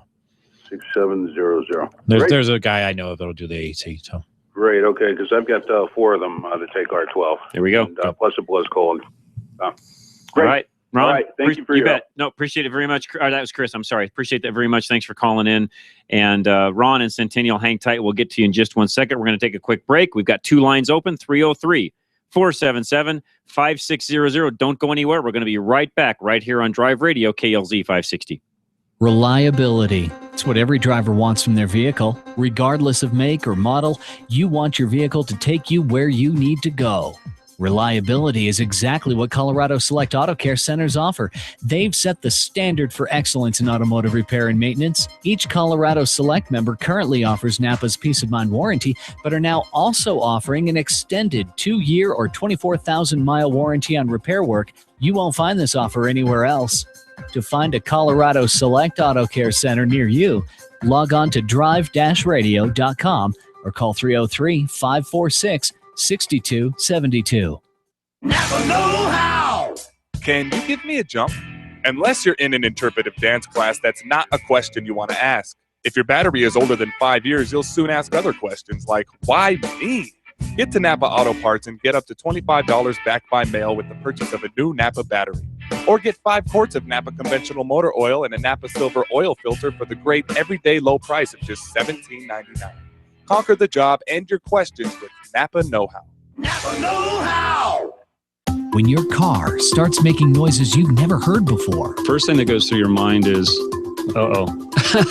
The next thing is, geez, now where am I going to take this? Do you have a mechanic? Do you trust a mechanic? Do you know where to go? Who do you rely on? Ed Beery is the owner of Tilden Total Car Care in Englewood and Aurora. We want to be that mechanic for you. We want to be the folks that you know you can bring your vehicle to and trust that we will do what is right for you and your car every single time you bring it in. Tilden Total Car Care employs the best ASE certified master technicians. They're AAA approved, BBB approved. We've got a lot of letters. We got the alphabet running after us because that's one of the things that you have to do to help the folks that don't know us yet know that we're actually the good guys in the business. You found quality car care you can trust at Tilden Total Car Care, where life is about helping as many people as you can as fast as you can. Tilden Total Car Care, 2 locations, Federal at Bellevue or 6th and Peoria.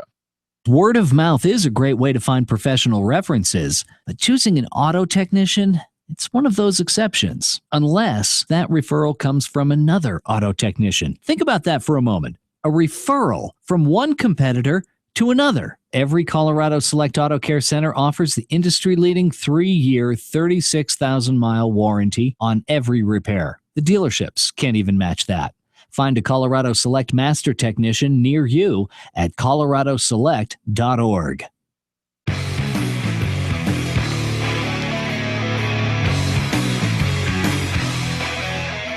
John Rush, Drive Radio, KLZ 560. Steve Horvath from Geno's and Jeff Kitty from Larry's is also in studio with me. We have no lines open. As soon as somebody drops off, call us. We'll get you right on air, 303-477-5600. Ron and Centennial, welcome. What's going on today? Thanks, John, for taking my call. Thank you. I have a 06 Chevy van, and it's an Overland, and it seems to burn out the headlight bulbs on a regular basis. I've been careful about touching the bulb when I replace about not it. touching it, I guess you probably should say? Yes, I've avoided doing that. I've also noticed that the filament's broken, so it's obviously the bulb is gone. Yeah. What brands are you buying for bulbs? Well, I bought them at Napa, and I think they were Sylvania. Okay, so that's a good brand. It's no moisture's getting. They're in usually there. pretty tough, so it's unusual to have the filaments just break because of driving over a bump or something along those lines. It's possible they're breaking because of a voltage overload. That was my question. I kind of thought along that same line. I know it's definitely not. How would I go about checking something like that? Somebody needs to do a good electrical check on it and see what kind of voltage is coming out of the alternator, see if you've got any spikes going through the system, things along those lines. And if it's intermittent, it's going to be a little tougher to figure that out. But guys, any other thoughts on that besides that? You're only have a little, does it look like it's been boiling a little bit? Maybe get a little fluid spillage out of the battery by chance? No, not at all. Doesn't look unusual. I do have a multimeter I can put on there and see what the voltage is. Perfect. And I would check them at the headlights. Yeah. Right. See what you're getting there. Are you having any problems with any of the other lights? No, not at all. It's very possibly got a bad battery. I was just going to say, maybe try a different brand of bulb just for grins and see if that is any different. What does the connector look like? Does it have a tarnish or any buildup on it as far as corrosion. Is or it anything. green or anything like that? No, it's not. It's relatively clean. Okay, that's good. There's some stuff that you can get from Napa. It's called Stabilant R22. You're going to have to find somebody that really wants to dig to get it, but it helps the contact on that. And when you replace that, paint that stuff on there, and it's like soldering the connection because it makes better contact on it. All right. We use it a lot on our computer connections and stuff like that. If it's getting, jostled, or you've got a, here's the other question of going down the road. Just normally driving it at night, do you have any flickering of the lights or anything weird like that? No, not at all. Nothing. You could just very well, to Steve's point, you could have just had a bad batch of bulbs too. It seems like every 6 months I'm replacing one or the other. Really? That's really soon.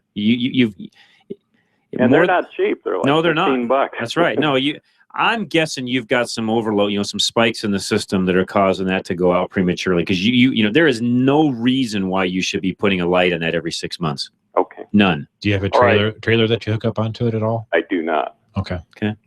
All right. I'll check the voltage, and if I can't find anything, I would do that. And and if you're above 12.7, 12.8, if you're getting into the 13s and or beyond, right? That could be where your problem lies. Okay, sounds good. Okay. All right. Ron, thanks so much for the phone call. We really appreciate it. One line open, 303-477-5600. Gene, you're up next.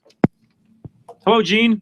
And I think Gene just dropped off. So, Gene, if you're still listening, please call us back. I think you dropped off as soon as I went to get to you. So if you would, call us back. I'll get you right on air. So, Gene, call us. I'll get you right on, 303-477-5600. Bryce, you're next.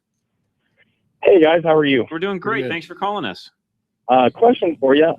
Two questions, I guess. One is, what do you place the value of a 71 Dodge Charger 500?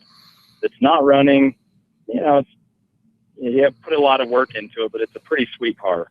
Okay, so it's a 71 Charger 500? Yes. It's got, the engine, tranny, all that stuff. What engine's in it? It's got this 383, and then it's got a pistol grip 4-speed on it. Okay, so it is a 4-speed. Okay. I'm just real quick. I'm going to look at Hagerty real quick and just see what, and I think it's got probably 95% of the parts all to it, but there's some dents and things like that, and it's not running. It doesn't run. Do you know why it doesn't run? I think it's just because it's been sitting for so long. The guy said he was going to try to get it up and running this summer, but anyway. Well, okay. So the way you look at this is a restored one, and do you know what carb it's gone on? Is it a 4-barrel or 2-barrel carb? It's a 4-barrel. Okay. So, kind of the average price from what I'm seeing on Hagerty, and Hagerty is a pretty good site because they're the insurance company. They do a lot of things on that end of things. They're looking at auctions and what have you. And they're saying that car's somewhere in the $20,000 range, and that's going to be fixed up. Okay. So kind of what you have to do is back into that and say, well, and here's the caveat. Whatever you spend to restore it, you'll never get the money that it takes to restore it. Because the value is only 20. Because the value is only 20. So even though it's a really nice car, fairly rare, and the values probably will increase, if it's not running and it needs a lot of resto work done to it, you know what? It's probably a $2,500 to $5,000 car. Okay. And I'm guessing you'd have to, that's one of those things where, typically if you call Paul Leuenberger, our insurance guy, he actually would have some guys that he could get in touch with and probably get you a little bit better idea of what that car is actually worth fixed up versus what it's worth now. And he would be a better contact on that than even I am. Okay.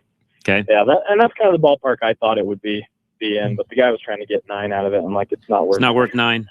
It's not worth 9. Even if here's the other way to look at it. Even if the car totally restored brings 30. Let's be generous and give it another 10K bump, and it's worth 30 now. It's still not worth 9 in the condition that it's in because you've got to get the car restored, and you'll spend 50 to restore it. Right. Sorry, but if you go through and paint is 10. Okay, no matter what you do to get a car really painted, done right, handled, show quality, really a resto type, car like it's supposed to be, you're going to spend 10 grand to paint the car. Right. Okay. So if you bought it for 9 and you pay 10 to paint it, and you still got to do some mechanical work and any kind of interior work, it's not worth 9. Yeah. Right. It's that simple. Okay, good. And then second question is I just bought a 2004 Dodge 2500 gas engine. Okay. And then it says it has a bulb out on it, but when I turn on the lights, all the lights come on, front, back, blinkers, they're all working. It's only when I push the brake. Does that mean just there's a fuse that's No, it means there's probably a brake light out somewhere. Oh, really? Yeah. So the brakes, I mean, are they for sure coming on, all of them? Some of those, I can't remember that truck. Does it have 2 brake light bulbs in the taillights? I don't remember. Some of those did. Yeah. I think it might. And if it does, you may still be seeing it light up when you hit the brake, but only one of the bulbs is actually lighting up. Yeah. Or the third brake light. Or the third brake light's out. That's true too. If it's and then it has a topper on it, and the left side of the topper is not. It's not turning on. So the right side is. I mean, is that a separate bulb? Is that part of that whole circuit? Probably not. Yeah, the topper is going to be separate. They've tapped in to make the topper work. And that could be where your problem is. And that could also be where the problem is. Yeah, to Steve's point, very well could be. Yeah.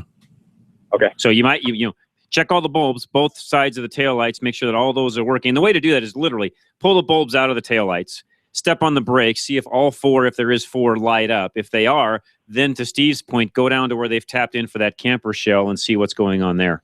Yeah. Okay. And even if there's a little resistance in the bulb, it'll turn that. They're so sensitive, those little lights that tell you that the bulb is that bad. You may still have a bulb that kind of works. Right. That doesn't have very good connection. And this is a little secret for everybody else, a little do-it-yourself tip. The way to check a bulb is to pull it out, look at the filament up in the light, and then take your finger and flick the bulb, flick the glass, and see if the filament moves at all. And if it is coming undone and then reconnecting, you know the bulb is bad. Right. That's how you check a bulb. Literally, you hold up the light, you flick it with your finger, with your nail, you flick it, and you see if the filament's moving at all. And if it is, you know the bulb's bad. Got it. Okay. I will start doing that. Thanks, guys. You're very welcome, Bryce. Appreciate the phone call very much. Let's go to Gene. Gene, who's up next. Gene, welcome. What's going on today? Hello, Gene. Gene, are you there? Yes. There we go. How's it going today, Gene? Not too good. Oh. Well, what can we do to maybe make it better? I was vehicle from Sterling, a 213 Dodge Durango. Blew a tire on the road trying to find a tire up there. Is not available at 265.50 or 265.50 13, I believe it is. 265.50 13. Trying to get back down here. How much of a mismatch in tread depth can you go and drive it safely down here? And what vehicle is it again? I missed that part. 13 Durango. A 13 Durango. Is it all-wheel drive? Is it all-wheel drive? I mean, 30 seconds can you mismatch and still be safe driving in? How far? And where's that right now? Where's the vehicle? Sterling, Colorado. Sterling, Colorado. Yeah, and is it Gene? Is it a all-wheel drive, or can you take the full drive? Yeah, I wouldn't drive it. I wouldn't drive it that far on a mismatched tire. So how many 30 seconds can you mismatch and still be safe? Well, with the measuring tape around the outside of the tire, about a 1/2 inch max. Circumference. And that's a lot. Really, you want to be below that. Yeah. So if you can measure it with a seamstress tape and you're within a 1/2 inch, I would drive it. If it gets beyond that, I would not. Of all the rest of the tires. Correct. You need to check all 4 of them. Check all 4. That's right. So the spare was new, and the other one had about 30,000 miles on it. So that's you're probably okay there to drive it back if you're just putting the spare tire on it. Well, it's a brand new spare. It's a spare that came in my car full You'd size. probably be okay doing that. So if he's within 30 seconds of all the rest of them, he should be safe to get in there. I would get it back here and then put 4 tires on it. Got to go forward. Yep. Yep.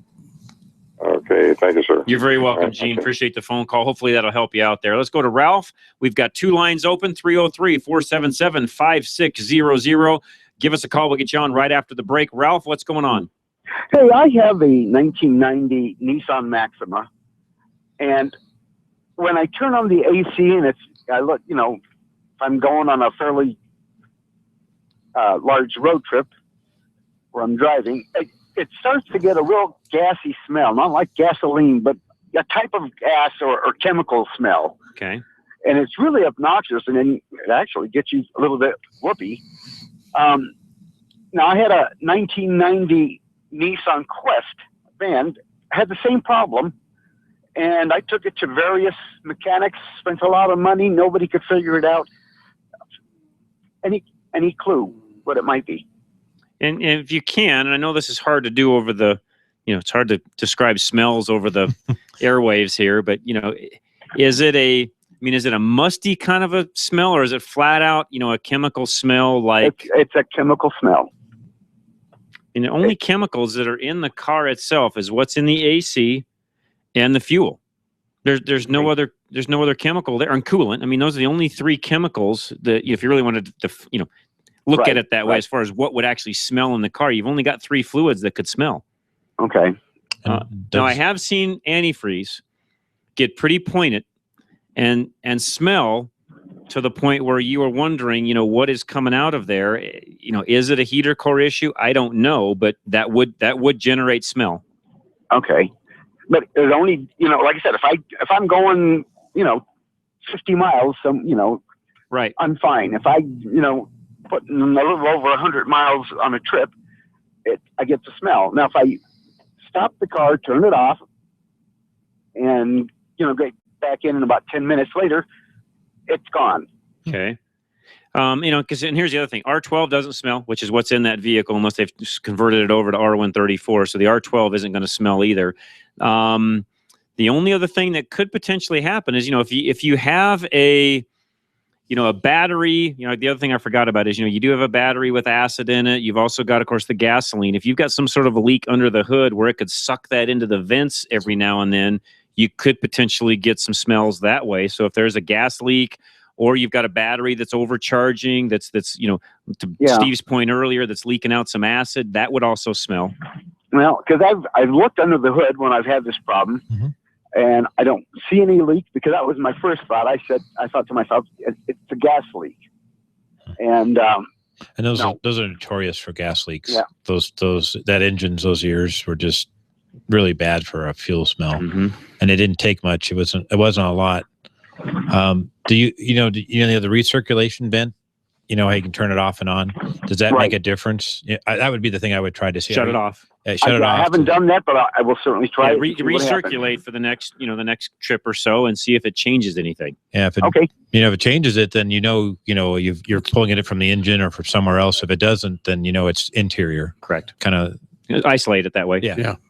Okay, very good. I appreciate the help. You're very welcome. Appreciate the phone call. We've got one line open, 303-477-5600. Gary, you've got a question on your low coolant light on your 02 Chevy. Don't go away. One more line is getting answered as we speak. Leaves us one line open, 303-477-5600. Jeff Kitty, Steve Horvath, John Rush. We'll be right back. Don't go away. Drive Radio, KLZ 560.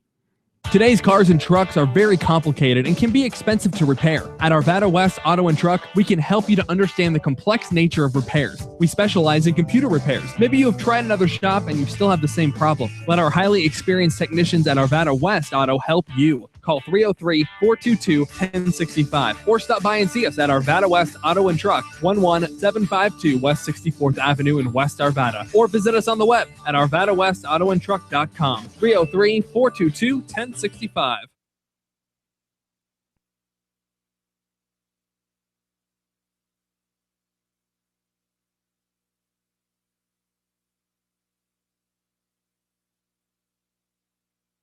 With the mention of this ad, by getting your vehicle lined, you're ensuring proper wear and longer life for your tires. Geno's is AAA approved and offers courtesy vehicles while your car is being serviced. They are conveniently located at Bowles and Platte Canyon in Littleton. Visit them online at genosautoservice.com. We've all been there. You run to the hood and suddenly realize you don't have the parts you need. Or even worse, you don't know what parts you need. Well, at Napa Auto Parts, we have ASE certified parts specialists that'll make sure you find that right part. One covered by a warranty good at any one of 6,000 Napa locations. Yeah, finding the right part might not be easy, but fortunately, finding the right parts store is. Go to NapaOnline.com for the location nearest you. Napa, get the good stuff. Under normal circumstances, I would never allow my mechanic to repair my transmission, For that, you need a specialist. There is one repair shop with the very rare expertise in both master auto repair and transmission repair, and that's Larry's Automotive and Transmission Repair. With Larry's, you've got the premier ATRA certified transmission specialist and an ASC certified master mechanic under one roof. This means they don't have to refer you to a transmission specialist because they are the transmission specialist. It's more efficient this way. Your repairs are done more quickly by the same guys who already know your car. And since Larry's Automotive would rather repair your transmission than replace it, you'll save hundreds of dollars on your vehicle. Everything under your hood, under one roof. Larry's Automotive and Transmission Repair, and a member of the Colorado Select Auto Care Centers. Call 303-427-2108. 303-427-2108. Ask for Larry and tell him KLZ 560 told you to call.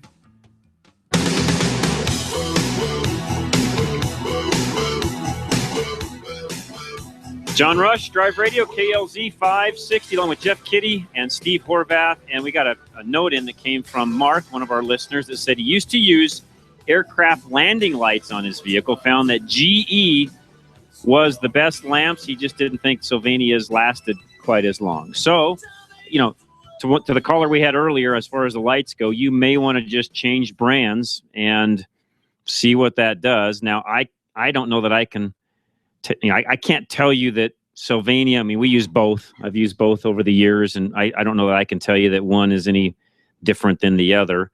I'm not sure.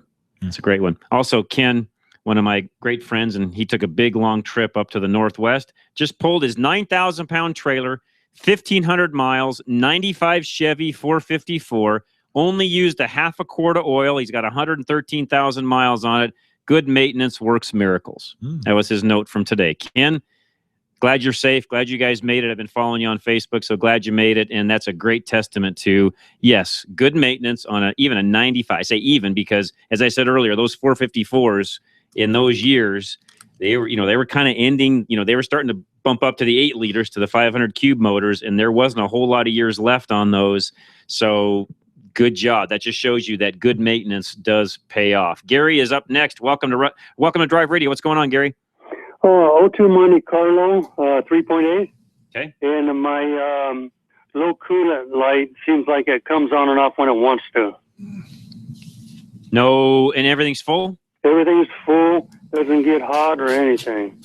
Is it? It's got a new radiator in it. In the last 3 years, it's got new hoses and. Could just be a bad sensor that's just not reading correctly. Okay, it's been replaced before too. Either that or corroded. Oh yeah. Is the sensor in the bottle or is the sensor in the radiator? I believe it's in the radiator. Is it the one that's in in the radiator? Yeah. I never liked that one. It's been the most problematic. Yeah. We've had some come in and they get corroded. They get a coating on it. Yeah. And they just come on and off and when they want to. When's the last time you changed your antifreeze? Oh, probably a year ago. That's probably okay. Yeah. Yeah. I don't know that electrolysis would create an issue for that. And what's the is there any pattern to when it comes on, or is it just totally random? Well, sometimes it seems like in the warm weather it started, and it seems like maybe when you turn the air conditioning on sometimes. It's still getting. It could be low still. Well, let me ask you. It seemed like I purged it one. I was doing it a couple of years ago, and I purged it real good. Seemed like it had a lot of air in it. But are you going through antifreeze? No, I'm not. There's no leaks at all, and it's not like you had a head gasket leak or something like that. I was wondering, would your pump could it be sucking air when it cools off? I've been thinking the radiator cap actually. Yeah. Somehow. It's probably a couple years old radiator cap, but yeah, getting a little air in there. But your pump shouldn't be sucking any air. No. Nothing like that. Because it's got 210,000 miles on it. Pumps either work or don't. Right. I see they leak or they. Yeah. Yep. That's right. They're either working or they're not. Yeah. Okay. Yep. Either one. Okay. Okay. Well, thank you. You're very welcome, Gary. Appreciate that very much. We have a line open, 303-477-5600. Mike in Denver, you are next on Drive Radio.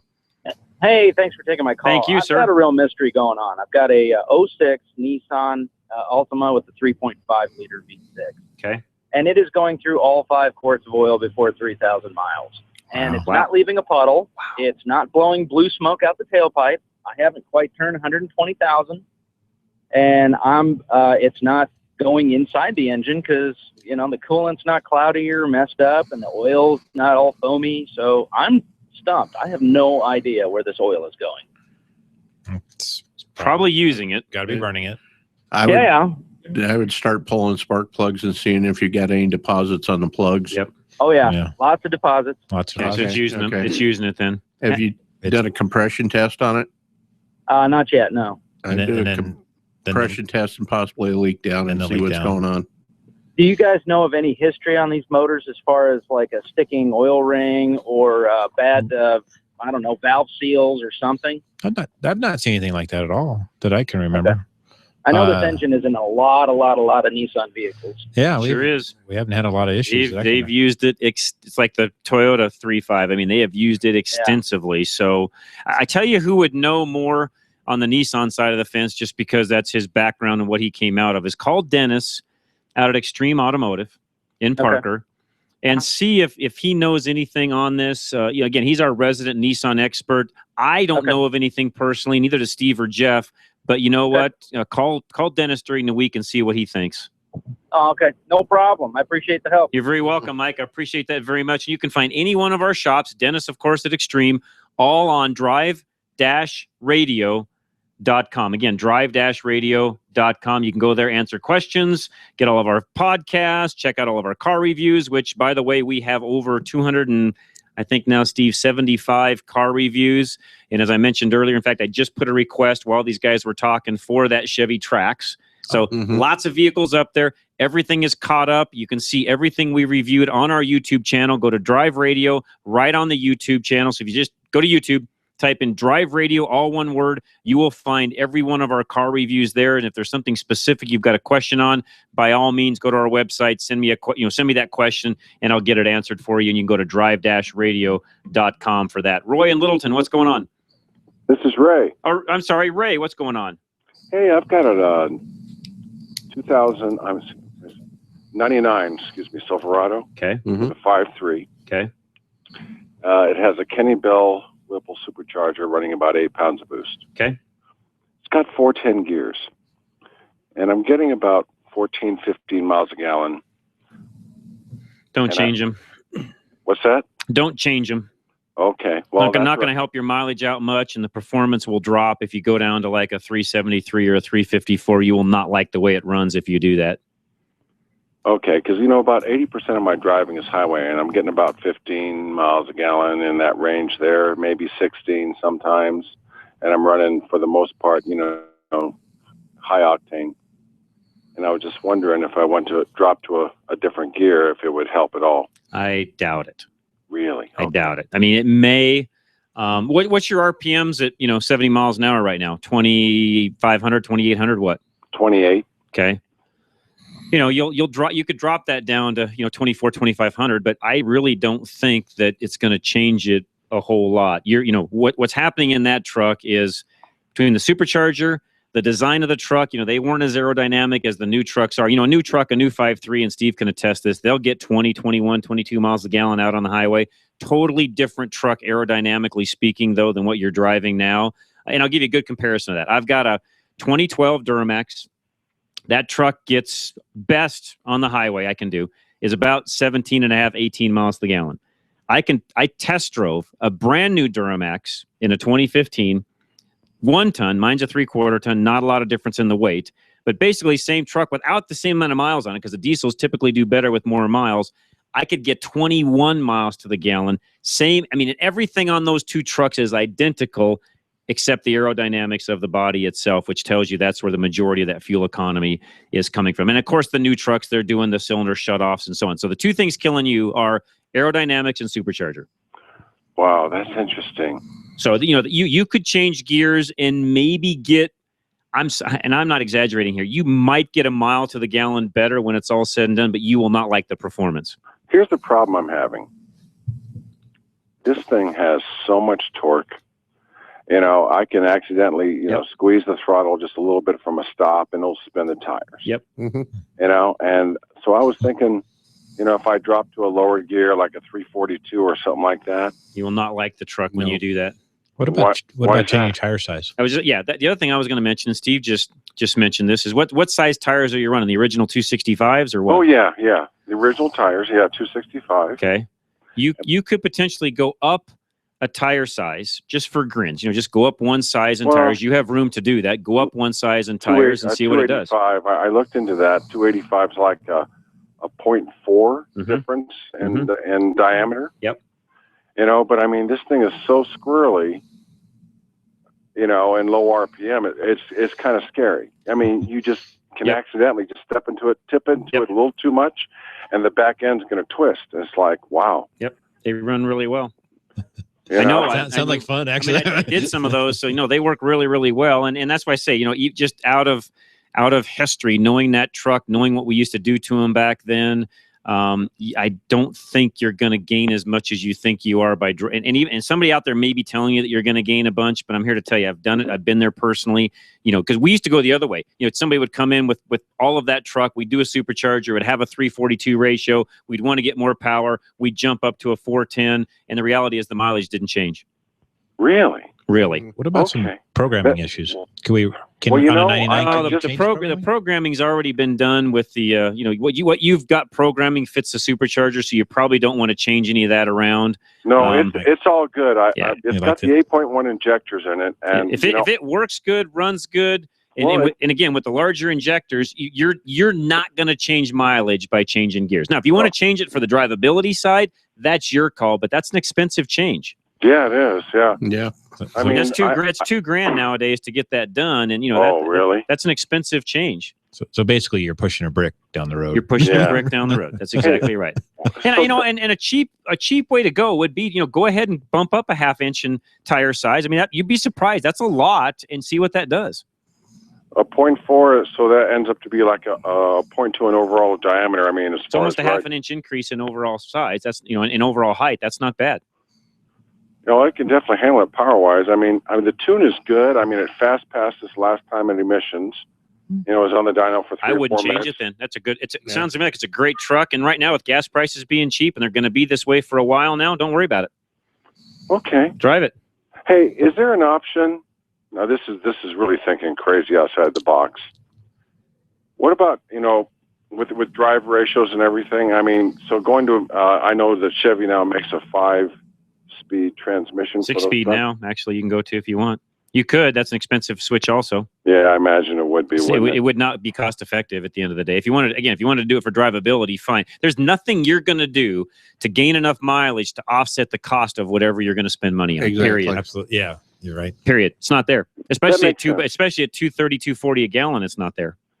Oh, no, it's not. I mean, I'm paying like $2.80, $2.90 a gallon for premium. Right. Even at that, you know, if you get $4 a gallon, maybe it might be, you know, worth entertaining. But where we're at now with prices, it isn't worth. It takes a lot to offset that. That makes great sense, guys. So past that, fuel mileage wise, I mean, 14, 15 with 410s, sometimes 16. Mm-hmm. Any thoughts on what I can do to help with the fuel economy? I mean, I run synthetic fluids in the rear end differential, the tranny, the you know, the engine, everything. Nope. Try a larger tire or a different type of tire. You know, because the aggressiveness of the tire will have a factor on the fuel economy. If you wanted to run a more of a summer tire in the summer with a highway tread, that would improve fuel economy. All right, so going up one size to 285. One size 285 to a highway tire, which you could run during the summer. Go out on Craigslist or eBay and get yourself a cheap set of wheels and have 2 sets of wheels and tires and swap them around. I would do that if you want to try anything, and go to a highway tire in the summer. Yeah, that makes sense, guys. And at least if you use it up. You know what I mean? If you put the gears in, you're making a radical change. And this way, worst you've done is bought some tires. Exactly. It's exactly right. So, and you'll still get the wear out of them. Yeah, you'll get your use out of them. That's right.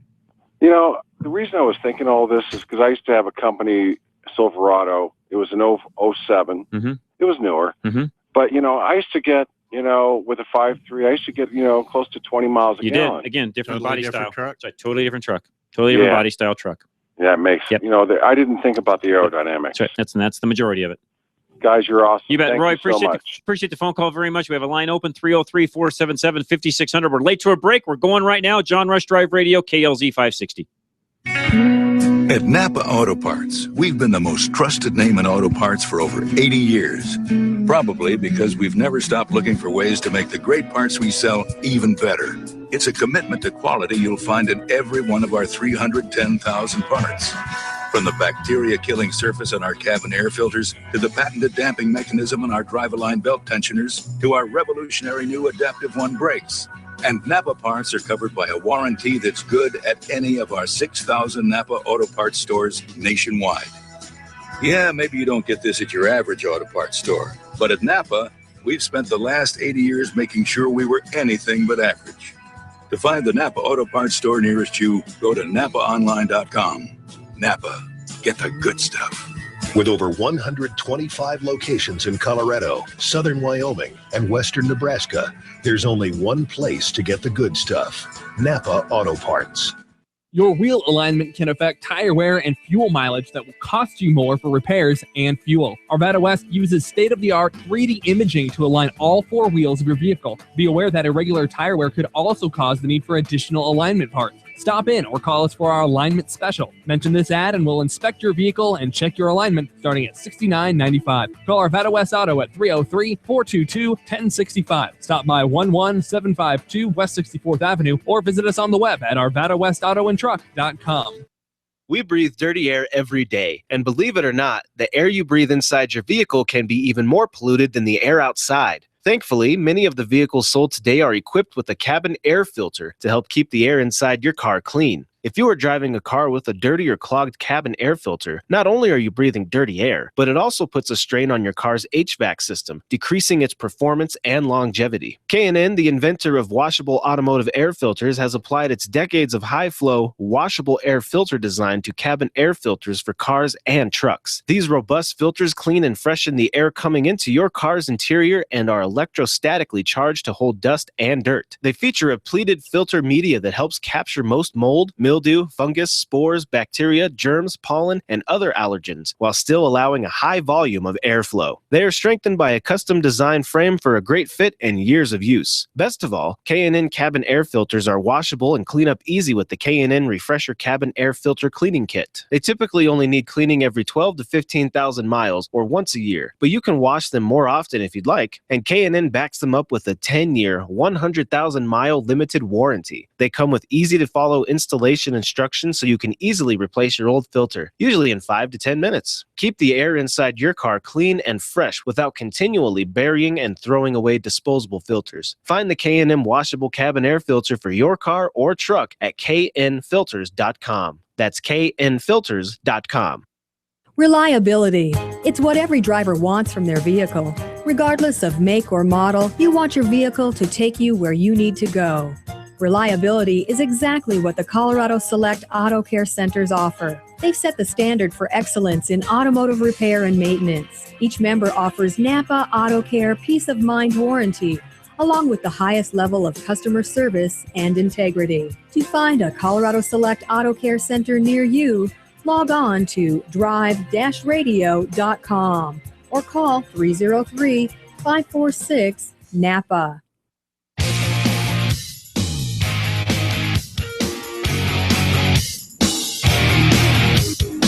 John Rush Drive Radio, KLZ 560. And once again, I need to mention a proud supporter of Drive Radio. They have listened for a very long time. It's Dr. Bill Moyle and his wife Nancy at Lone Tree Veterinary Medical Center. The phone number 303-708-8050.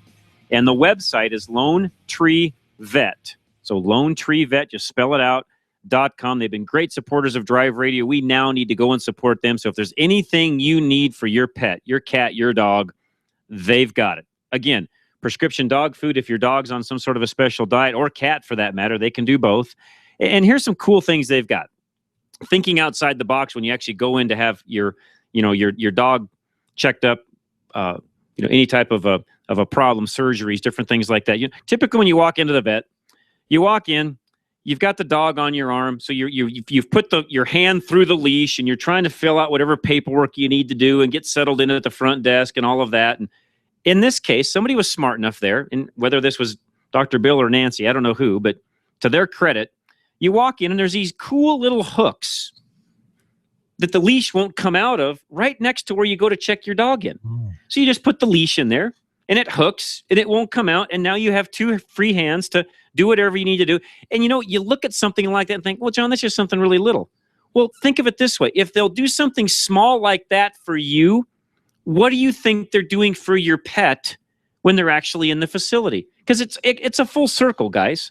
So if they're thinking enough of you as the customer, ultimately the pet is the real customer. They're going to take care of that pet like no tomorrow. And I've been there. I've watched it. I've seen what they've done. I've seen some of the pets that were, coming out of surgery, how they treat them, how they take care of them, how they talk to them. I mean, you would think every pet there is one of theirs. They literally treat them just like one of their own. So if you need anything with your pet, your cat, your dog, Lone Tree Veterinary Medical Center, 303-708-8050. Again, find them at LoneTreeVet.com. Let's go to Tom. You've been holding the longest in Black Forest. What's going on, Tom? How you guys doing today? Doing great. Thanks for calling, Tom. I certainly appreciate the show. I got to tell you, it's great to listen to. Well, thank you. I'm in the garage in the heat of battle here. Okay. I got a 2000 Silverado 2500 that I got from I needed a bigger truck, and my father-in-law had this back in Pennsylvania, and it's got 90,000 miles on it. Okay. The fuel pump's bad on it. When you let go of it, the fuel just goes back down to 0. So I got a new one. Got it. From AC Delco. Did you buy the whole module? I bought the whole thing. Yeah. Perfect. Good. What I don't see on it, and I'm just a little bit concerned. I got the tank down, got everything apart. There's no sock. And should the new one have a sock? It doesn't. I've looked through No, it's all the module. If you bought the module assembly, complete. If you bought the complete assembly, just drop it back in. Yep. Okay. You'll be fine. Well, change the fuel filter. Yeah, I got a new fuel filter, Okay. but those little plastic clips. You need a special tool for those. Yeah, I I took it all apart, but can you get some new ones? Because the lines were rusted, Yes. and they expanded. And Napa should actually have the clips. Oh, okay, cool. All Yes. right, that's what I wanted to know, where to get that. Yeah, and you, where are you at in Black Forest? Go to the Castle Rock Napa store. They should have them. Yeah, those guys always help me out. And I just have another question on the transmission. Go ahead. Okay. So when I drove it from PA to Colorado, it seemed to do all right, but I had a Ford F-150, and now I've got this Silverado, and I just kind of noticed it kind of, when you go from overdrive down, it almost feels like it's slipping, but it's not. The fluid looks good, but it just certainly, the transmission shifts a lot different than the Ford does. Yes, they do. And is that something to worry about? I mean, there didn't seem to be a difference between tow haul mode or when I was pulling, and I was just pulling a real little trailer. I had a little garden tractor on the back, but it seemed to shift okay, but it was definitely different than the Ford. Going from overdrive down into third? Correct. I mean, it felt like there was, it would go from fifth to fourth to third, but when you get it in the fourth, it twist that motor and it'd go, but it just didn't feel like it locked up. But then it would go from fourth into fifth, and it would go, but it just didn't feel right to me. But I don't smell anything. It shifted fine. The temperature gauge was nice and cool, but it was kind of, if you're not used to it, it's something new. And whether that's supposed to shift that way, I don't know. That's an automatic, right? It is. It's a 6.0. Okay. So the probably what you're feeling is the torque converter comes on in stages. Right. On it. Okay, that's what it felt doesn't like. unlock. It doesn't lock right off, and it's real hard to feel that. And under certain throttle loads, it'll feel like that converter will come on real quick. And under different loads, it'll do the same thing. Only it'll go on in stages. Okay. Would you recommend? And he's always taking care of his vehicles, but I was going to have it flushed. On that one, I'd flush it every 30K if you're towing or doing anything with it at all. Yeah, and that was the whole reason I bought this truck. It was whole $1,500. And Yeah. There you go. Yeah. Something heavier to pull stuff with. You're in good shape. All right, Tom. Thank you so much. You're very welcome. Appreciate that very much. All right, we're going to go to the news. Don't go away. Randy in Castle Rock, Bob and Aurora, both of you hang tight. We'll be back with you. I do need to mention also another new family member to Drive Radio. Robbins Mobile Detailing. It's ROBBINS. RobinsMobileDetailing.com. Brian is the owner. 720-491-1668. They'll come to your facility, your house, wherever you're at, and actually perform whatever your vehicle needs as far as a normal wash job, all the way up to a full detail, interior, exterior, whatever you need, they will take care of it. And then again, those of you that are up north in Fort Collins, please stop by Community Auto. Stacia Hamp is our contact there, but really her sister, their whole team right there, they will take care of you. It's a lady-led team. They handle everything your vehicle needs. It's CommunityAutoInc.com. I've met all their technicians. They're fine guys. I really appreciated the tour we got several weeks ago. They're located at 1925 South Timberline Road. The phone number, 970-484-7556. That's CommunityAutoInc.com. With that, we'll be right back. Hour 3 coming up next, right here on Drive Radio, KLZ 560. Still haven't had enough? Go to drive-radio.com. Email your questions and comments. Download previous programs and find lots of useful information, including your nearest Colorado Select Auto Care Center. That's drive-radio.com. Thanks for listening to Drive Radio, sponsored by the member shops of Colorado Select Auto Care Centers on KLZ 560. Drive Radio is a presentation of Colorado Select Auto Care Centers. The independently owned and operated shops of Colorado Select hold each other accountable for the highest standards of technical expertise, honesty, and professionalism. They all understand that choosing a mechanic is risky business. So Colorado Select was created by this exclusive group of like-minded professionals who are dedicated to raising the level of consumer confidence in Colorado's auto repair industry. Schedule your next oil change at any of the Colorado Select Auto Care Centers heard on Drive Radio, and you'll immediately see the difference. For the complete list of all the member shops in the state, visit drive-radio.com. Hi, this is Scott Watley. Tune in every Saturday afternoon at 1 for Sportsman of Colorado right here on KLZ 560. If you like the outdoors, you'll love Sportsman of Colorado. This is Kim Evans with Lawford Solutions. Join me and Scott Watley every Saturday from 4 to 4:30 p.m. for information pertaining to seniors and their families on Seniors on the Move Radio, KLZ 560. John Rush here on the next Rush to Reason. It's Small Business Monday. Realtor John Roberts will join us to talk about our real estate market, and we'll also discover a story of political intrigue, romance, and betrayal set against the backdrop of the dissolution of the United States of America. That's by author Richard Engel. We'll have traffic and weather updates with Alex Bookman, and of course, we'll take all your calls. That's the next Rush to Reason in the evening rush hour, every weekday from 3 to 6 p.m. right here on KLZ 560. Freedom, liberty, truth. KLZ AM 560, KLZ HD Denver. Listen live at KLZ560radio.com. KLZ 560. This is the Blaze Radio News. I'm Kay Long. GOP presidential candidate Donald Trump standing firm on his stance on illegal immigration. Whenever somebody hears that it was an illegal that was involved with the death of their children, it becomes politically incorrect for a politician to help them. That's how messed up our nation is. The billionaire businessman speaking in Los Angeles and meeting with family members of victims of illegal immigrants.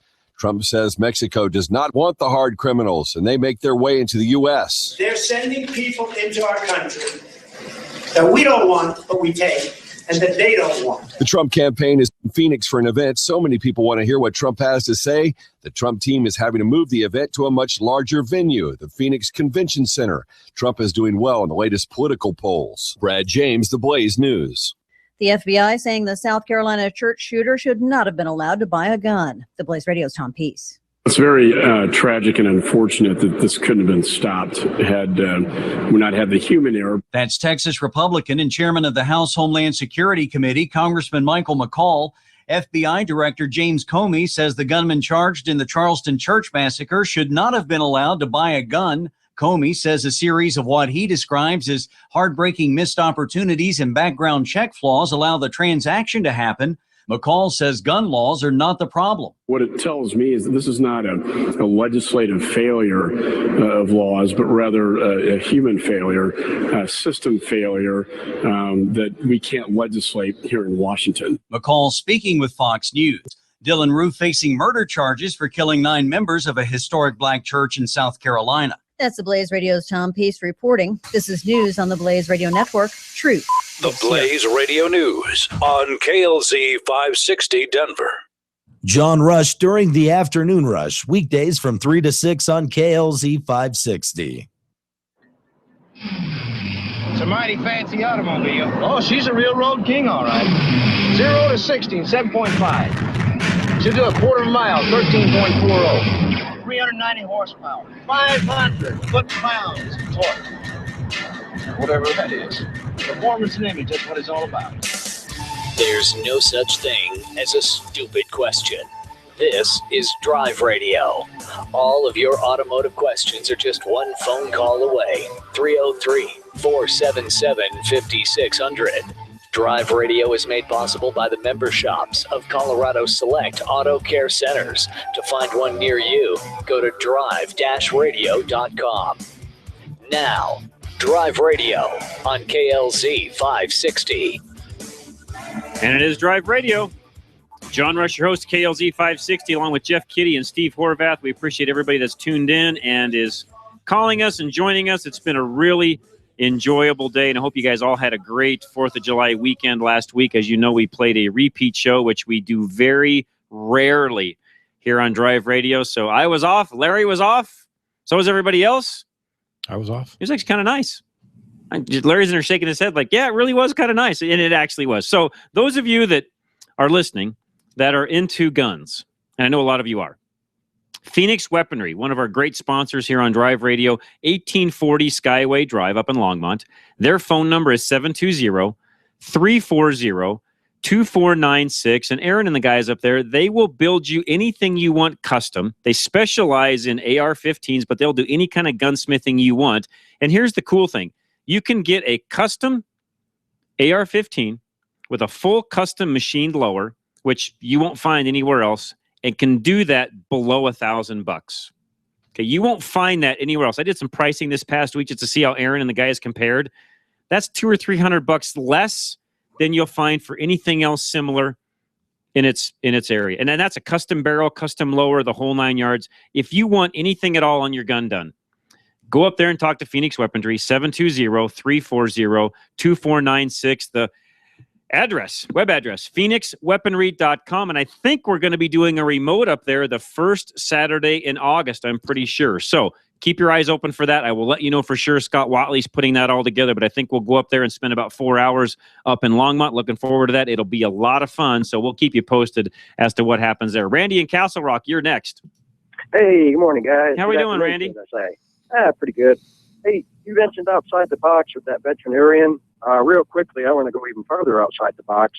I've never found anyone who would actually groom my cat. I'm getting tired of getting. You know what? And they will. And I should have mentioned that they have a full grooming center also there. So they really anything your pet needs, they will take care of. They've got everything from dog training, grooming, boarding, therapy. I know they groom the dogs. Everything. Talk about a cat. Yep. No, they'll do it all. Give them a call, 303-708-8050, Randy. And yeah, they'll take care of any pet need you've got, cat or dog. And again, for everybody else listening, that's Lone Tree Veterinarian Medical Center. Yeah. They're at 8681 East Lincoln Avenue. Yeah, just the mats on the back there, because when I bought her, the biggest thing on her was her head, and now that's the littlest thing, and she can't reach back there, and you get some knobs. Yeah, no, they'll be more than happy to take care of you. Just tell them, Randy, that you listen to us, and they'll be more than happy to take care of you. Cool. Question, I still got my 99 Cherokee out here. I've been cheaping out and not buying the condenser that has a small leak in it and going ahead and getting it topped off every summer, and then after the summer and the winter, it's low again. I got to go repeat the process so I have air for the summer. But I did see where you could buy these cans and kind of recharge them. I wanted to do it, but the compressor's not engaging, and I Googled, and they showed where you can somehow make that compressor engage, but they didn't have my vehicle on there. So what is there a trick where I can make that thing engage so that it will accept the Freon? Yes, but I really don't want to tell you because I don't want you putting that can of stuff in it because that's not really the right way to fix it. And it can actually sometimes cause more problems down the road and cost you more money than if you actually get it recharged properly.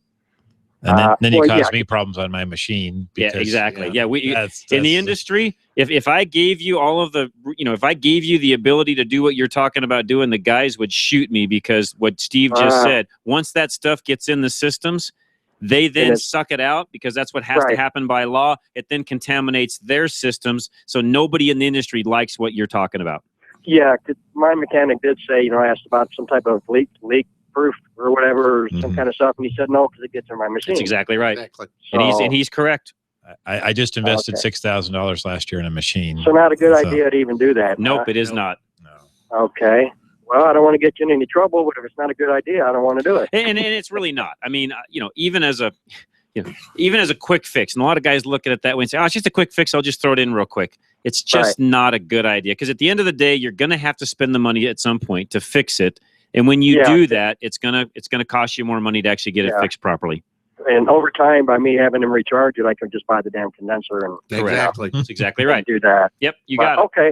All right. Have a good day, guys. You're very welcome. Appreciate it very much. And Steve, I didn't say Statia's name up at Community Auto correctly. You corrected me on that, so thank you for doing so. Community Auto, Stacia Hamp, 1925 South Timberline Road. Again, that's up in Fort Collins. Find them at communityautoinc.com. And again, as I tell you guys, if you really like what you're listening to, especially those of you that are up in Northern Colorado, there are only Northern Colorado shop. Stop in, say hi, get to know them, be a part of the family, and trust me, it's Community Auto for a reason. The name says it all. It's a community when you walk in the door, and you'll feel like that the minute you hit the door. So again, Community Auto, 970-484-7556. We got a couple of lines open on Drive Radio, 303-477-5600. Bob, you're next. What's going on? Hey, we've got a 2011 Yukon, and it has a continual check engine light, and every time we've had a check, they see it's the gas cap, and we put new gas caps on, OEM, and it just doesn't seem to go away. Okay, so you've got a check engine light coming on that's saying the gas cap is loose, or you have an EVAP code coming on? I'm not sure I can answer that for you. I am guessing that it's an evaporative emissions code that's coming on. Somebody's thinking it's just a gas cap, and chances are it's not just a gas cap. You have another problem. Now, how many miles are on the vehicle? About 110. Okay, so you're out of the emissions warranty, so it's your dime. Somebody's going to have to go through, check that out, find out exactly what's going on. We've got 2 shops in Aurora that can help you with that, either Tilden or Ken Rackley at TuneTech. Either one of those guys can help you out. That's going to need diagnosed. Okay. Okay, it says, and simply that. I doubt very seriously if it's a gas cap, it probably has something in the evaporative emissions that's causing that problem. That would make sense. Yep. All right, thanks for your help. Thank you, Bob, very much. We appreciate it. You can find any one of our locations, by the way, at drive-radio.com. Again, drive-radio.com. Just click on either the Colorado Select link. If you want to find one of our other sponsors, just click on the sponsors link, and it'll take you right to where you need to go. As I mentioned earlier, Isaac Bouchard, our resident broker, if you need anything, we've got people today calling in about new cars, used cars. Some of you lease cars. Some of you have fleets, are buying more than one car. Isaac can help you across the board. 303-475-1462. And then once you buy the car, save yourself some money on the insurance. I've done it. Dennis has done it. Some of the other guys in our group have done it. Paul can save you money, not just on your car, but on your homeowners. I switched to Paul and saved 40%. I'm not exaggerating, 40% on my homeowners. And I have a better policy now than I had before. Give him a call, 303-619-9891. And some are going to say, well, wait a minute. How do you save that much money on insurance? Because of the type of customer they go after, they don't have the insurance. I can say this, Paul can't. They don't have the insurance fraud some of the other companies have. And since they don't have as much insurance fraud, their rates are lower. They're pretty specific on the type of customers they want to garner. That's why you as Drive Radio listeners fit in perfectly. Call Paul, 303-619-9891, and he'll help you out. They've also got another program where I believe if you have no claims for 3 years, you start getting rebates.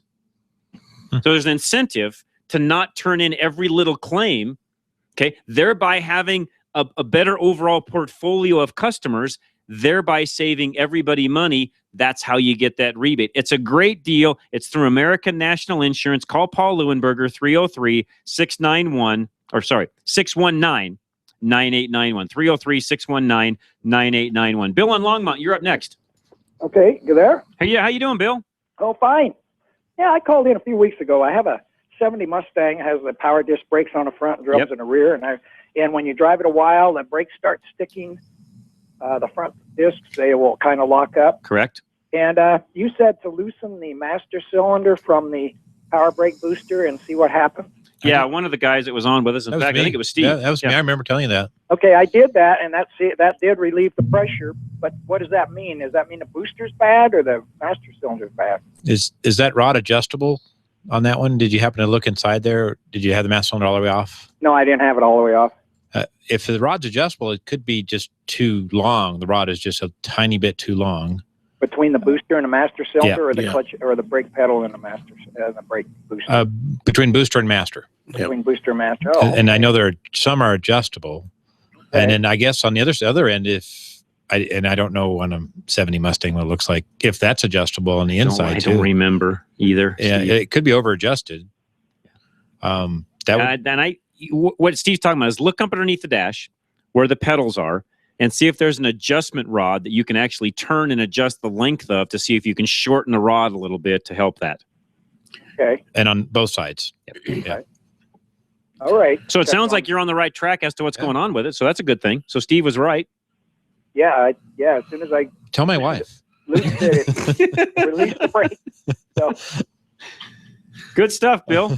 Okay, well, I'll think about Justin. All right. Rods. Sounds great. I appreciate that very much. And hey, Nancy Moyle from Lone Tree Veterinary Medical Center just sent me a little email. So Randy, if you're still listening, she says, yes, we groom cats, and we're open every single day to do just that. So Randy, if you're listening, give them a call, 303-708-8050. That's LoneTreeVet.com. So Randy, that would be great. Please mention Drive Radio when you go in there. And again, a great partner that we have here on Drive Radio. They've listened for a really, really long time. They wanted to support Drive Radio. And of course, they want some business at the same time. So you know what? Let's support them. Those of you that are out there with pets, cats or dogs, check out Lone Tree Veterinarian Medical Center, 303-708-8050. Let's take a quick break. Lines are open. We'll get them lit up when we come back. 303-477-5600. Anything at all you want to talk about. I'm your host, John Rush, Steve Horvath from Geno's, and Jeff Kitty from Larry's. We'll be back right after this. Don't go away. Drive Radio coming up next, KLZ 560. Never know how. Can you give me a jump? Unless you're in an interpretive dance class, that's not a question you want to ask. If your battery is older than 5 years, you'll soon ask other questions like, why me? Get to Napa Auto Parts and get up to $25 back by mail with the purchase of a new Napa battery. Or get 5 quarts of Napa conventional motor oil and a Napa Silver oil filter for the great everyday low price of just $17.99. Conquer the job and your questions with Napa Know-How. Napa Know-How! Geno's Auto Service in Littleton is your go-to service shop for all your car care needs. After 32 years in business, Geno's has recently expanded and to celebrate is offering a $69.95 alignment special with the mention of this ad. By getting your vehicle aligned, you're ensuring proper wear and longer life for your tires. Geno's is AAA approved and offers courtesy vehicles while your car is being serviced. They are conveniently located at Bowles and Platte Canyon in Littleton. Visit them online at genosautoservice.com. Arvada West Auto wants to help you get the best fuel mileage you can. Approximately 3.5 million gallons of gas a day are lost due to underinflated tires. There are many things we can do to help you boost your fuel mileage, and most of it comes down to basic maintenance. No one likes to spend money on unplanned repairs. Let Arvada West Auto and Truck do what they do best. Keep your vehicles running at peak performance. From tune-ups to wheel alignments, they've got you covered with a 3-year or 36,000-mile warranty on most cars. On the web, visit ArvadaWestAutoandTruck.com or call 303-422-1065. Arvada West Auto and Truck, where every question is important. Located on West 64th Avenue between Ward Road and Sims. We breathe dirty air every day, and believe it or not, the air you breathe inside your vehicle can be even more polluted than the air outside. Thankfully, many of the vehicles sold today are equipped with a cabin air filter to help keep the air inside your car clean. If you are driving a car with a dirty or clogged cabin air filter, not only are you breathing dirty air, but it also puts a strain on your car's HVAC system, decreasing its performance and longevity. K&N, the inventor of washable automotive air filters, has applied its decades of high-flow, washable air filter design to cabin air filters for cars and trucks. These robust filters clean and freshen the air coming into your car's interior and are electrostatically charged to hold dust and dirt. They feature a pleated filter media that helps capture most mold, mildew, fungus, spores, bacteria, germs, pollen, and other allergens, while still allowing a high volume of airflow. They are strengthened by a custom design frame for a great fit and years of use. Best of all, K&N cabin air filters are washable and clean up easy with the K&N Refresher Cabin Air Filter Cleaning Kit. They typically only need cleaning every 12 to 15,000 miles or once a year, but you can wash them more often if you'd like, and K&N backs them up with a 10-year, 100,000-mile limited warranty. They come with easy-to-follow installation instructions so you can easily replace your old filter, usually in 5 to 10 minutes. Keep the air inside your car clean and fresh without continually burying and throwing away disposable filters. Find the K&N washable cabin air filter for your car or truck at knfilters.com. That's knfilters.com.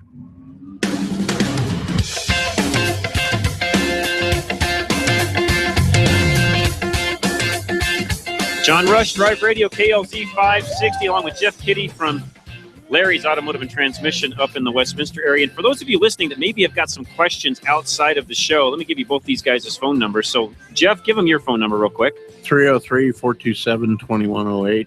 And then Steve over at Geno's. And Steve's got an alignment special going on right now. But to get that, you need to mention Rush to Reason. Not Drive Radio. Rush to Reason, because they've got a $69.95 alignment special going on. Go in there, check it out. And, you know, we talk on this show a lot about why you need alignments. And don't forget that some of you that are looking for higher fuel economy, if your wheel alignment is off just slightly, believe it or not, you could get a half a mile to the gallon pickup in economy just by getting the wheels aligned, correct? Plus saving the tire wear. Plus the tire wear. Yeah. Tire wear and everything else. Because they're scrubbing the tires, which is using more fuel. Yeah, it's easy to spend $1,000 on tires. That's right. But our phone number is 303-794-6700. Awesome. All right. Line's open. Call us. We'll get you right on air. We've got less than 40 minutes left of the show. 303-477-5600. Call us and we'll get you right on. And typically about this time, there's a little lull. So if you want to call now, and it'll build back up as we get to the end. And then typically we can't get everybody in at the end of the show. So if you've got a question, call us now. 303-477-5600. So Steve was asking me more about the vet clinic, so Lone Tree Veterinary Medical Center. So Steve had all sorts of questions. So I'll just answer those real quick while I have a second here before we get the calls coming in. Find out more about them at LoneTreeVet.com. But Steve was asking me, hey, would they board my dogs? And I'm like, of course they'll board your dogs. Give them a call. Nancy and the crew over there, they'll take care of you. Mention Drive Radio. They've got full boarding, full pet grooming, therapy, surgery center. They do everything on site. There's only a few things that they send out for, but for the most part, they'll do everything on site when it comes to the needs of your pet, including all of the surgery, orthopedic, whatever you need on that side of the fence. They do it all. I got the grand tour a few weeks ago, and I was telling the guys through the break that as I was touring the facility, I spent a ton of time there, partly because I was just enthralled by all the things I was seeing. I'm like, wait a minute, time out. You walk into the facility, and it's 2 stories, but you don't notice that because it's got a full basement underneath. So when you walk in, it's like, okay, I get the layout and so on. Well, I didn't realize there was an entire basement underneath where all of the grooming, boarding, training, everything that happens kind of behind the scenes is going on. And they've got just regular daily dog care. So if you just need somebody to sit your pet during the day, they'll put a plan together. You can take your dog in there, drop it off for an extended stay, for a vacation, daily, however you need it done. And again, they're open 7 days a week, and even we'll do emergencies middle of the night. So whatever you need done, they will take care of you. It's Lone Tree Veterinary Medical Center, 303-708-8050. Find them at LoneTreeVet.com. Gene in Nebraska is going to be up next as soon as Larry's done here in a minute. We've got one line open as all, 303-477-5600. So give us a call. We'll get you right on air as quickly as we can. Guys, who else have I forgot to mention today that's a new sponsor? Real quick, Robbins Mobile Detailing. Brian, I just talked to him yesterday. They've also now signed up with Drive Radio, and they will come to your site to do the detailing, cleaning, washing, anything you need, they will take care of. It's RobinsMobileDetailing.com. Brian and his wife, great people. Really enjoyed meeting him yesterday. He's been detailing since 1998, and everything they do is self-contained. They come right to your facility, your house, whatever, and they'll take care of you right then and there. Greg in Nebraska, what's going on? We got a 2005 the Acura TL. I bought it for myself when I retired, and I'm babying the thing. I've only got about 60,000 miles on it. And I was just wondering how often I should change the transmission fluid on something like that. I would recommend probably every 25 to 30,000 miles. And be sure you use the Acura fluid. Okay. I live in Nebraska. I don't have a dealer that I can go to. I'd probably have to bring it into the Front Range someplace to have that. If you did oil that, change. you're closest coming out of Nebraska. Go up and see Stacia and the folks at Community Auto up in Fort Collins. Okay. They're on the south end. They could. That's more than up their alley to take care of their 1925 Timberline. You can find them at CommunityAutoInc.com. Greg, just go in there, tell them you listen to Drive Radio, and they'll take care of you. Okay, real good. I've got questions about a 05 or 02 Dodge pickup, but I can call back on that some other time. We've got time. Take it. What do you got? We'll do it right now. Go ahead. What is it? Well, it's just another rig that I've been trying to baby and make it last until I finally really retire. Okay. What kind of Greg, we lost you. Doggone it. I was going to answer that. Greg, if you're listening, I'll take it right now. You don't have to wait for another day. You can call us back. We'll take it right now. So give us a call. Greg in Nebraska. We'll get you right back on. You know the number, 303-477-5600. Yeah, but for those of you that are up in the northern end of the state or even southern Nebraska, Wyoming, check out Community Auto, 1925 South Timberline Road, 970-484-7556. Rachel, you're next. Hi, John. I've been listening to your radio station for a long time, and even though I'm a girl, I've learned a lot of things. Great. Good. I bought a used car, about 5.5 years ago, and when I bought it, I replaced the battery, put in a new battery. I haven't had any problems with the battery at all. I'm just wondering, though, on the maintenance side, if I should just replace it. Hey, how old is it again? 5 years?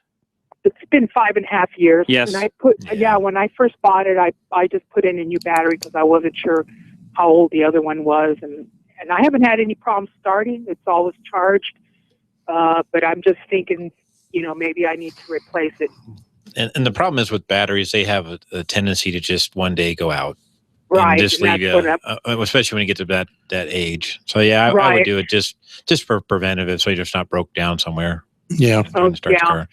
Well, that's why I was wondering. I said, because I've never had problems in the winter or anything with it slow starting or anything, but I just thought, I don't want to just go out one day. Battery, to Steve's point, batteries are one of those things where all of a sudden one day it'll just stop working. It may not give you any indication. If you're 5 years plus on that battery, just change it. Just do it. Okay. All right. Great. Thanks. You'll be money ahead at the end of the day, Rachel, by doing it now.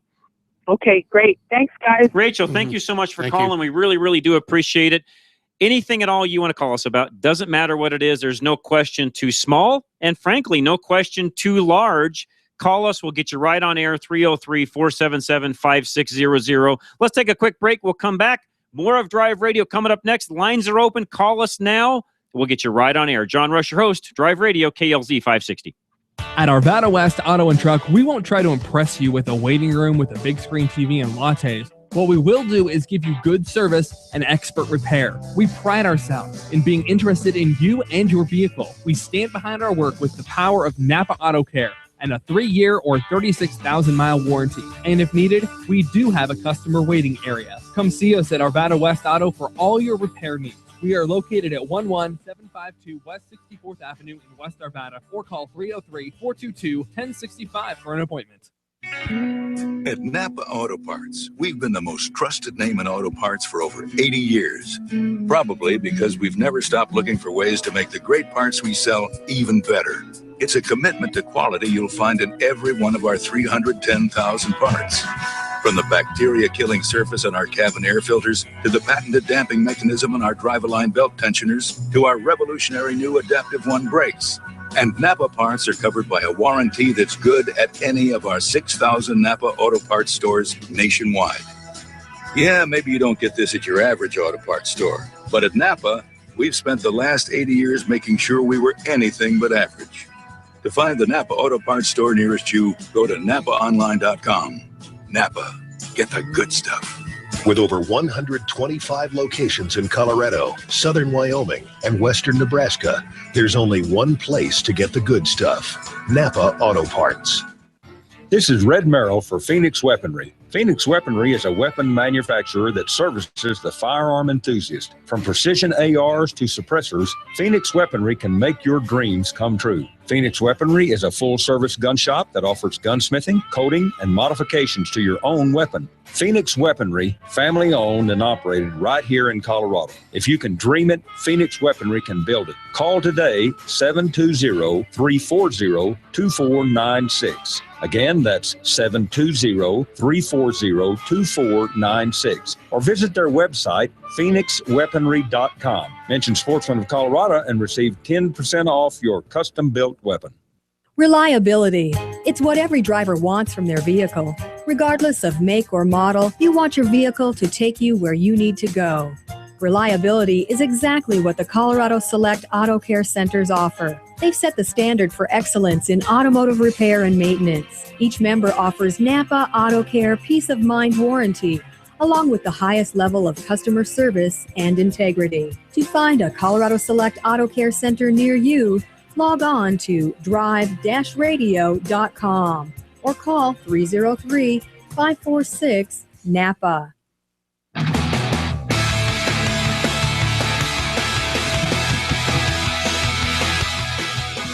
John Rush, Drive Radio, KLZ 560 is 12:30 now on this absolutely beautiful Saturday here in sunny Colorado. So thank you so much for listening. We do appreciate it very much. 303-477-5600 is our phone number. And as soon as Mindy gets my names of all the callers that are lit up here, because Larry stepped out for just a minute, we'll start rolling through them. So Tom, you are up first. What's going on today? Hello, Tom. Hey, Mindy, am I on? Because I can't hear anybody at this point. Hello? There we go. Hey, Tom, what's going on? Not much. Just enjoying the day. Yeah, had a question about diesel pickups. Okay. I tow a camper, about 6,000 pounds. It's a little bit much for my Suburban going up over the hills. That's a big trailer for a Suburban. Yeah. So I'm thinking about upgrading to like a 3/4 ton pickup with a diesel. Okay. And I can't afford a new one, but just wondering, what's considered a high mileage for a diesel pickup? You're pretty safe on a diesel. Here's the deal on the diesels. I'll just be straight up with you. It's not the engine and transmission so much that you have to worry about. It's more of the body and kind of the way everything else starts to fall apart, if you would, as you start getting up in miles. And a lot of that has to do with who owned it, how well they cared for it. Was it highway miles, city miles, farm miles, construction miles? You really have to look at all of that. The diesel engine side of the fence, typically speaking, on the late model stuff, and what I mean by late model is, 2001 or 2 even and up, the engine will outlast the truck. So it really comes down to what's the rest of the truck look like as far as the miles are concerned, not so much the engine and transmission. Okay. Does that make sense? Yeah.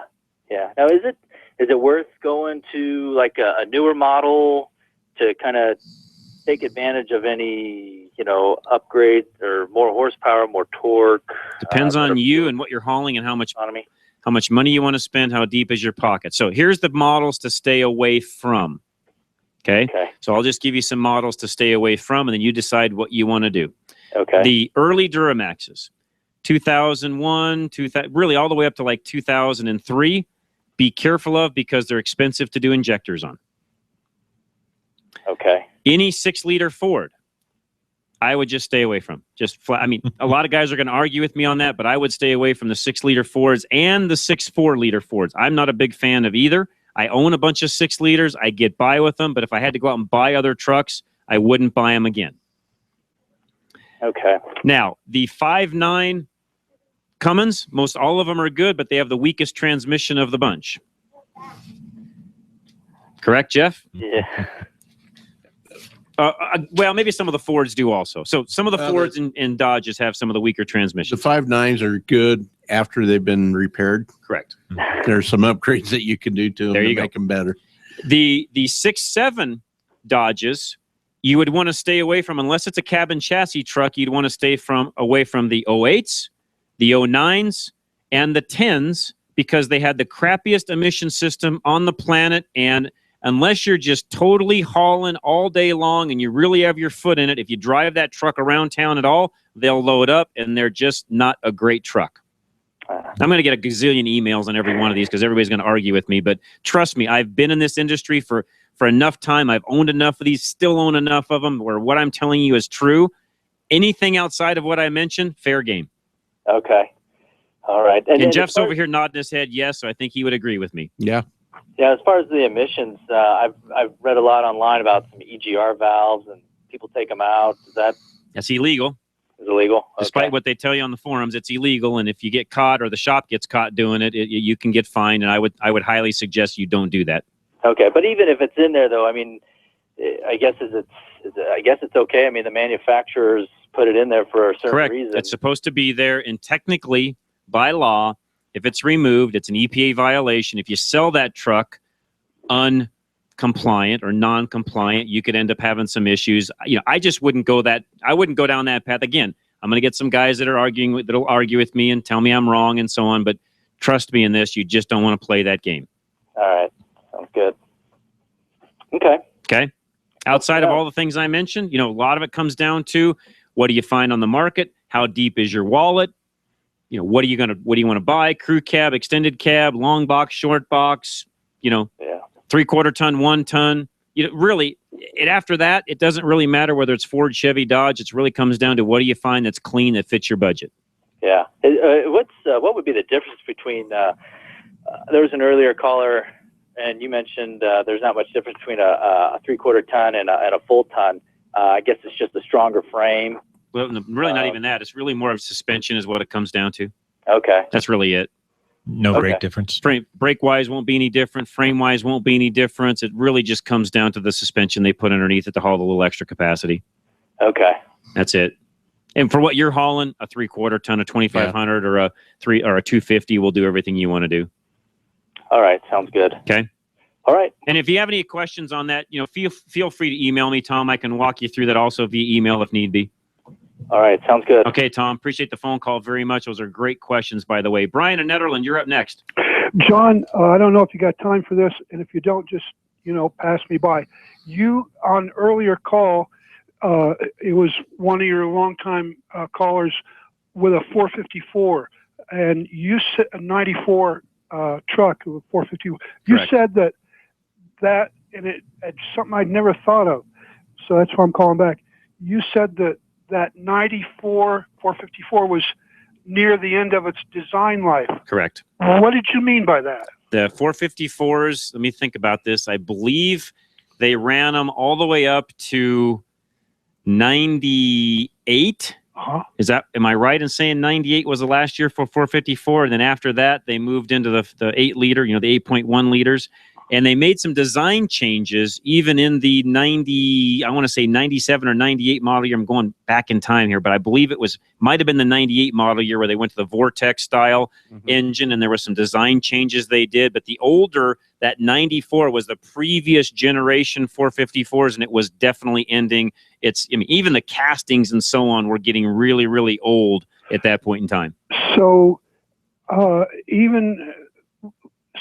casting. So if you got a brand new truck, but the castings had been used so long that the engine the tolerances weren't as good as if you had like an 88 or something. That's exactly right. The tolerances just were getting older and older and older as time went by, and they knew there was a design change coming, so they didn't spend a lot of money upgrading things back. And it's not to say those were bad engines, but they were definitely getting towards the end of the life cycle. They were off a little. Okay, John, that explains it. I thank you a whole lot. You're very welcome, Brian. Thanks so much for the phone call and the question. Mike in Johnstown, you are up next. We have some lines open, 303-477-5600. Mike, what's up? I got to clarify one thing first. About a month ago, if I remember right, Dorsey was on, and he said I got a carburetor, the Holley carburetor, and if you lean out the jets too much, it'll start to backfire. Correct. So that is the correct thing. It'll kind of cackle in the muffler. They like get when too you let lean off is the what gas. happens. They get too lean, and that's where some of the backfiring can come from. Interesting, because I always thought it was too much gas, and then back there getting back to the muffler. No, you can get a backfire by being too lean, timing advanced too far, or timing retarded too far. There's several different ways several different things that can cause that. All right, so then start. Mike, you're breaking up on me. I'm. Whoops. Hey, Is that better? you're there now. Say all that again. I'm sorry. Yeah. Sorry about that. 74 Dodge with the 318. Okay. 150,000 miles, and I put a 4-inch riser above the manifold because it would always want a vapor lock. Okay. And I did that about 4 years ago, and I've never had a trouble with it vapor locking all this whole time. I did some running for my dad, and I got into a fast food line, had the idle for about 15 minutes, was just looking for some way to get out of there, couldn't do it, and had no idea, but first thing I know, the thing, she vapor locked, and it took about an hour and a half or 2 hours before I could start it again. When I did, it did not run right, and I realized that I had something wrong. I did nurse it all the way home, which is about 4 or 5 miles. It backfired through the carburetor a couple times doing that, and I'm pretty sure what I discovered is I had a vacuum leak from the brake booster because the little gasket that holds the fitting up there, it came loose, and so I thought, Yahoo, I can fix this. I went to the parts store, got the part. Before I put the part in, I put a plastic bag over the hose with a rubber band, and I started it up, and I did a little adjusting with the jets, got it perfect, and I still hadn't put the part in yet. Okay. Everything's running perfect. I was down underneath the truck patching a hole with a muffler patch kit because it blew a hole in the muffler. Got it. And so I was down there, and it says on the directions, let it idle for 20 to 30 minutes to help cure the patch. Got it. So I'm underneath the truck, checking that heat, and everything's coming out nicely, and the truck just goes. Brrr. Just died. Yep, and it will not start again for nothing. I've got spark. Do you have fuel? You do have fuel? Yep, I think I do. I got to. Every time I pump the accelerator, it puts out the shot. So it's squirting. Okay, if it's squirting fuel out, then it's squirting, and you're sure you've got spark. Here's the deal on spark. Sometimes it looks like it's a nice blue flame, like when it's nighttime. Okay. I pull out a spark plug, lay it on the valve cover. Nice blue spark. Okay. Every once in a while, I swear, I'm doing this by myself, so it's hard to see. Yeah. I can't see the spark going across the plug. And if you've got intermittent spark, you could have a module or something like that that's gone bad, and it could have even been what happened where you thought it was vapor lock, and it could have actually been the module going bad at that point also. But that truck is so old, it doesn't have a crank sensor, does it? No, it's just got a module. Yep, and then you're talking about the ignition module. Correct. Yes. So I pulled that off already, took it in. They ran it on the tester. You probably checked fine. Put another one on it anyways. Doesn't matter what the tester says. What just I did. Put one on it. Yep, and it still is kind of waffling around. So here's my other question. About 2 years ago, I put a new coil on. Okay. And I got my 6 volts on the coil. When I turned the key on, you think you'd have 12 volts there. No, it's ballast resisted to 6. Yep. So I got my 6 volts there. Okay. So that's good. I was just kind of curious. It said that if your truck overheats, that it can cause the coil to lose its insulation on its windings, but I don't think I got that hot. It did have to be really hot for that to happen. No, I didn't get hot then. Well, I'm stumped. I got a vacuum leaker Or You not got enough fuel something else pressure. going on if it's idle and rough, and make sure that when it got hot that it didn't suck a intake gasket or a manifold gasket, underneath a carb, something along those lines. Check your spacers, make sure something there didn't get sucked. So I do remember when I put the intake manifold on back in 1976, that thing had a kind of a rubber-like gasket for the intake gasket. So it's possible that. Yeah, and what you do there is just take a little bit of flammable brake clean or carb clean and just kind of spray it around in there and see if it changes the way it runs. And if it does, that's where your leak is. All right. Well, thank you kindly. You're very welcome, sir. Appreciate the phone call very much. Let's see if we can squeeze one more in before our break, and we'll just shove the break back just a little bit. Dale in Fort Lupton, you're up. Hey, guys. I just wanted to make a minor correction for you. And that Chevy started the new body style and engine configurations in 99, but they did keep the old one till 2000. Correct. Yeah, they called them the RV line. I don't remember now. I'm going way back in my memory. Am I right in saying that, Dale? That might be, because it's only the 3/4 ton or 1 ton. Correct. And, but I have a 2000 with a 454, and my son-in-law has a 2000 with a 350. Got it. So they kept them till 2000. Got it. I don't know why they do that. But. Well, because the heavy duties are always behind the light duty trucks. I don't know. Well, I do know why, because they sell more light duty trucks than heavy duty. So when they do a redesign, just like we went through, they get the 2014s done first, and then 2015 we got the heavy duties, and that was just recent. So that's what they did even back then. Yeah, and even in the 88, they changed the body That's style. Right. That's right. And kept the other ones until 91. 90, yep, exactly. Yeah. If you are correct in that.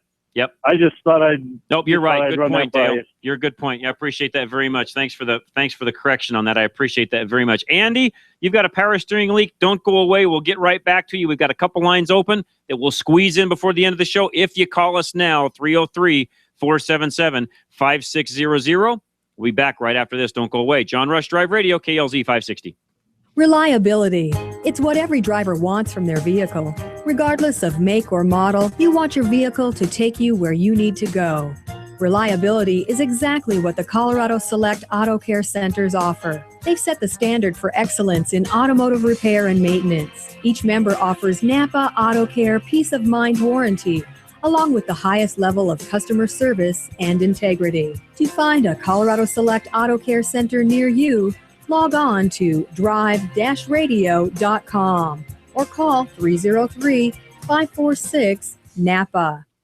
When your car starts making noises you've never heard before. First thing that goes through your mind is, uh-oh.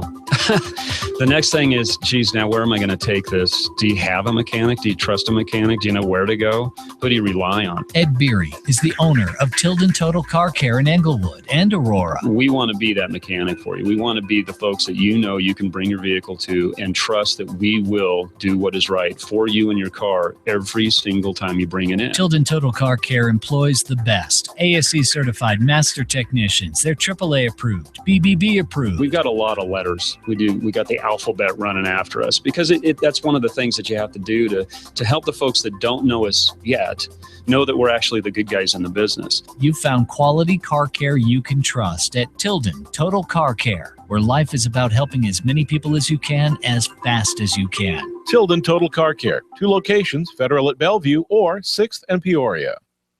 We've all been there. You run to the hood and suddenly realize you don't have the parts you need. Or even worse, you don't know what parts you need. Well, at Napa Auto Parts, we have ASE certified parts specialists that'll make sure you find that right part. One covered by a warranty good at any one of 6,000 Napa locations. Yeah, finding the right part might not be easy, but fortunately, finding the right part store is. Go to NapaOnline.com for the location nearest you. Napa, get the good stuff.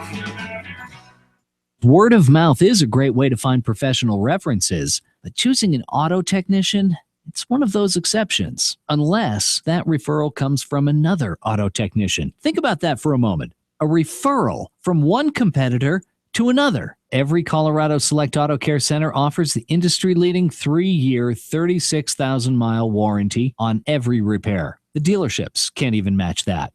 Find a Colorado Select Master Technician near you at coloradoselect.org. The two most critical and complicated components of your vehicle are the engine and the transmission. The engine makes it run, and the transmission makes it go.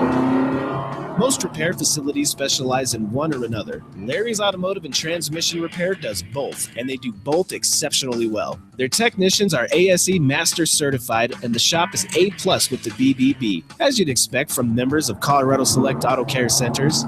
Larry's transmission experts are ATRA certified, so you can be confident that they know your transmission. Larry's is the rare combination of expert auto repair and the area's best transmission specialist. Your repairs are done faster, and it's far more cost efficient. Whatever you have under your hood, Larry's has it covered under one roof. Larry's Automotive and Transmission Repair. Call and schedule your special attention KLZ 560 appointment today. 303-427-2108. 303-427-2108.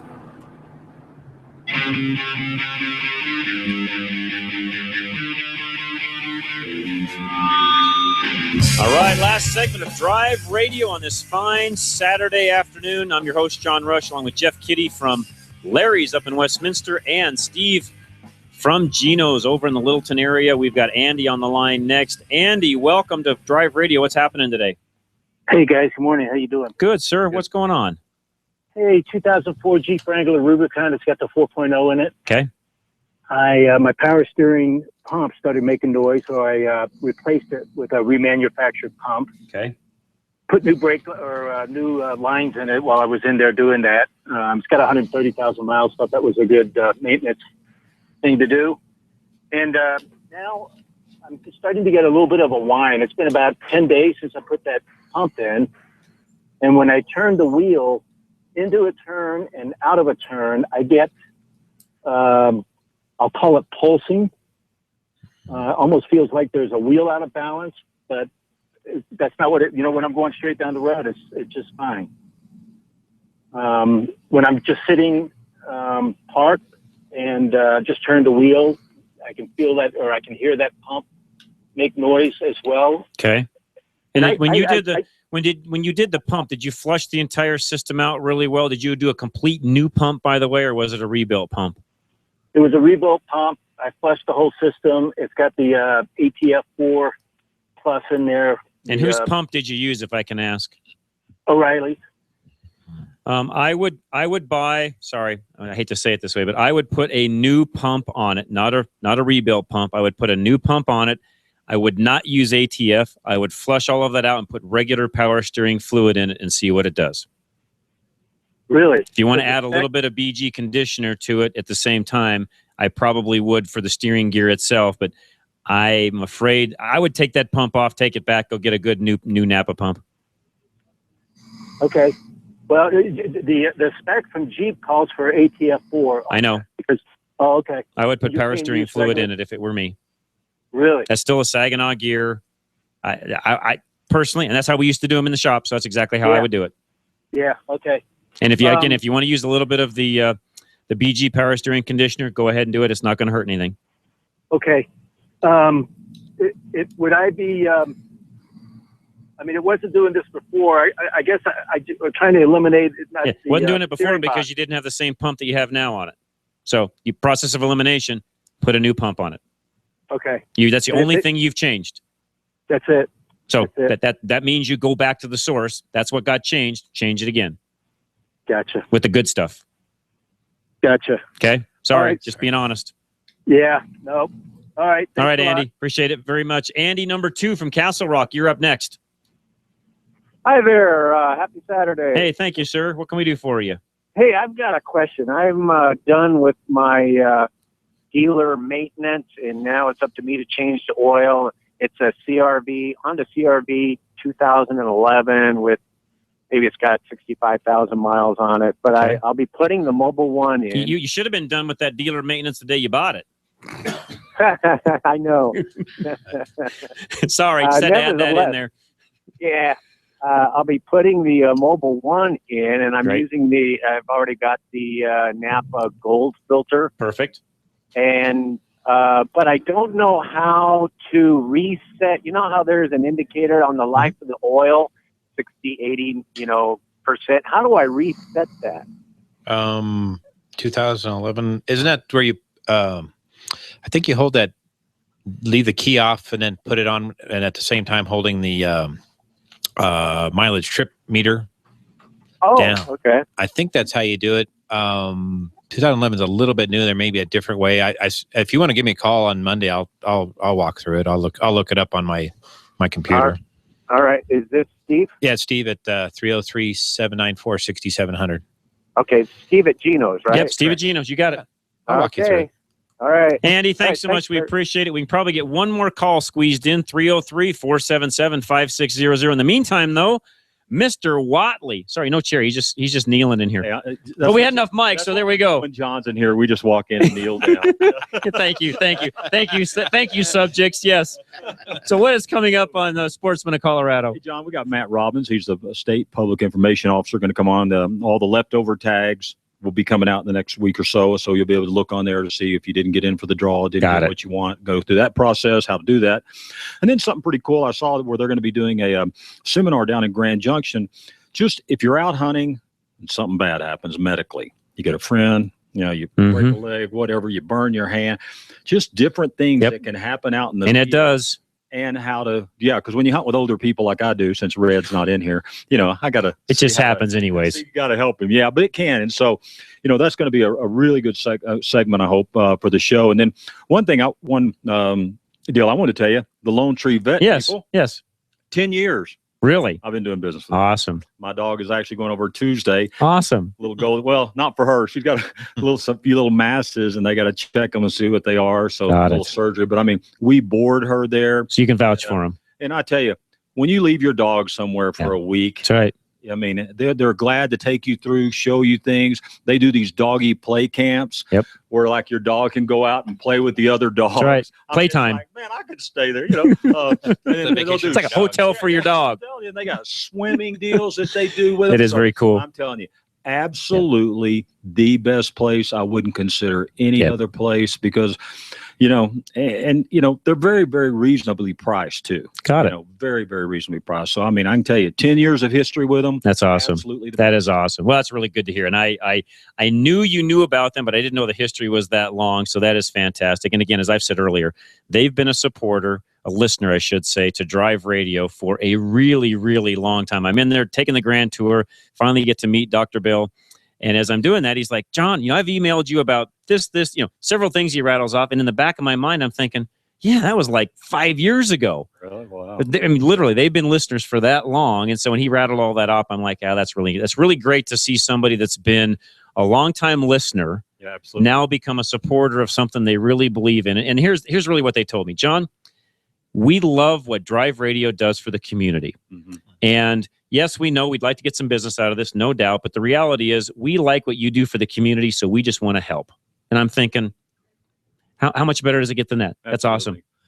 Again, we've said it before, why do business anywhere else? I dealt with a car problem yesterday. A lady from Mercedes-Benz of Denver, I don't mind saying it because they returned a car in a bad shape to a customer. Mm-hmm. And they brought it back to them, had paint all over it. Oh, man. Mercedes. Oh, man. And then they didn't even apologize, didn't call the lady, call the husband. She was the one doing all the talking, but they didn't call her. No. So many wrongs there. So you know what? Deal with Drive Radio, That's guys. right. That's and exactly you don't right. have to worry That's about exactly all that. right. So, hey, something else I wanted to talk about, Phoenix Weaponry. Yes. Which we're going to be up there, and we're going to do a remote on August the 8th. Right. So that's actually the second weekend of August. And I actually sent my son, well, let's see, I'll make sure I explain this right. So my new daughter-in-law's brother, so however that, I don't really no relation, but my new daughter-in-law's brother, he had a Glock, was having some feeding problems with it, wanted to get some other custom things done to it. Mm-hmm. So it doesn't just have to be an AR-15 when you go up and see Aaron. He'll do anything. Absolutely. Yeah, so I've had he went up there and had great service. He wants to do a Cerakote job, which is a paint job on it, but he wants it in like a crocodile skin. Wow. So they're working on that. So very cool. I'm telling you, those guys can very, do it. Very cool. No, so we'll be up there. And again, that is 1840 Skyway Drive, Unit A, up in Longmont, 720-340-2496. So guys, we got a little over a minute left is all. Steve from Geno's, thanks for coming down. Thank you. It's been great. And again, as I said earlier, thanks for taking what's really an absolutely beautiful Saturday to come down and join us on Drive Radio. I really, really appreciate it. You're welcome. No, this is great. It's always great. Steve does a great job. And where's your facility? 3593 West Bowles in Littleton, Colorado. And you're basically Bowles and Platte Canyon. Yeah, Bowles and Platte When Canyon. you doing those hamburgers again, dude? That's what I want. Man, he turned me around. I was going to shoot a gun on your last live remote. And he goes, well, we can smell the hamburgers. And I could smell hamburgers in my car. I turned around and came over there. That's awesome. And Jeff, Kitty, Larry's, and both you guys, Jeff and Steve, both, thank you so much, not only for what you do for us on Drive Radio, but Rush to Reason during the week. Great supporters. Thank you very, very much for what you do. I really do believe, I mean that from the bottom of my heart. I know our listeners also do. Jeff, where's your location at? 7231 Bradburn Boulevard. That's in Westminster. There is road construction, so if you're heading there, give us a call at 303-427-2108. Matt, you got about 30 seconds. What can I do for you? Oh, not at all. Actually, I was calling into Scott Walker. Oh, you're calling in for Scott. Okay, well, hang on then. I'll just put you back on hold, and that works out fine. Not a problem. A Sportsman of Colorado coming up next with Matt, with Scott. Stay tuned. Don't go away. That's next. You've been listening to Drive Radio. I will be back next week, same time, same place, or Monday during the drive if you want to listen to us on Rush to Reason, 3 to 6 every day, and I'll see you on Monday. Have a great weekend. God bless you. Take care. This is Drive Radio, KLZ 560. Still haven't had enough? Go to drive-radio.com. Email your questions and comments. Download previous programs and find lots of useful information, including your nearest Colorado Select Auto Care Center. That's drive-radio.com. Thanks for listening to Drive Radio, sponsored by the member shops of Colorado Select Auto Care Centers.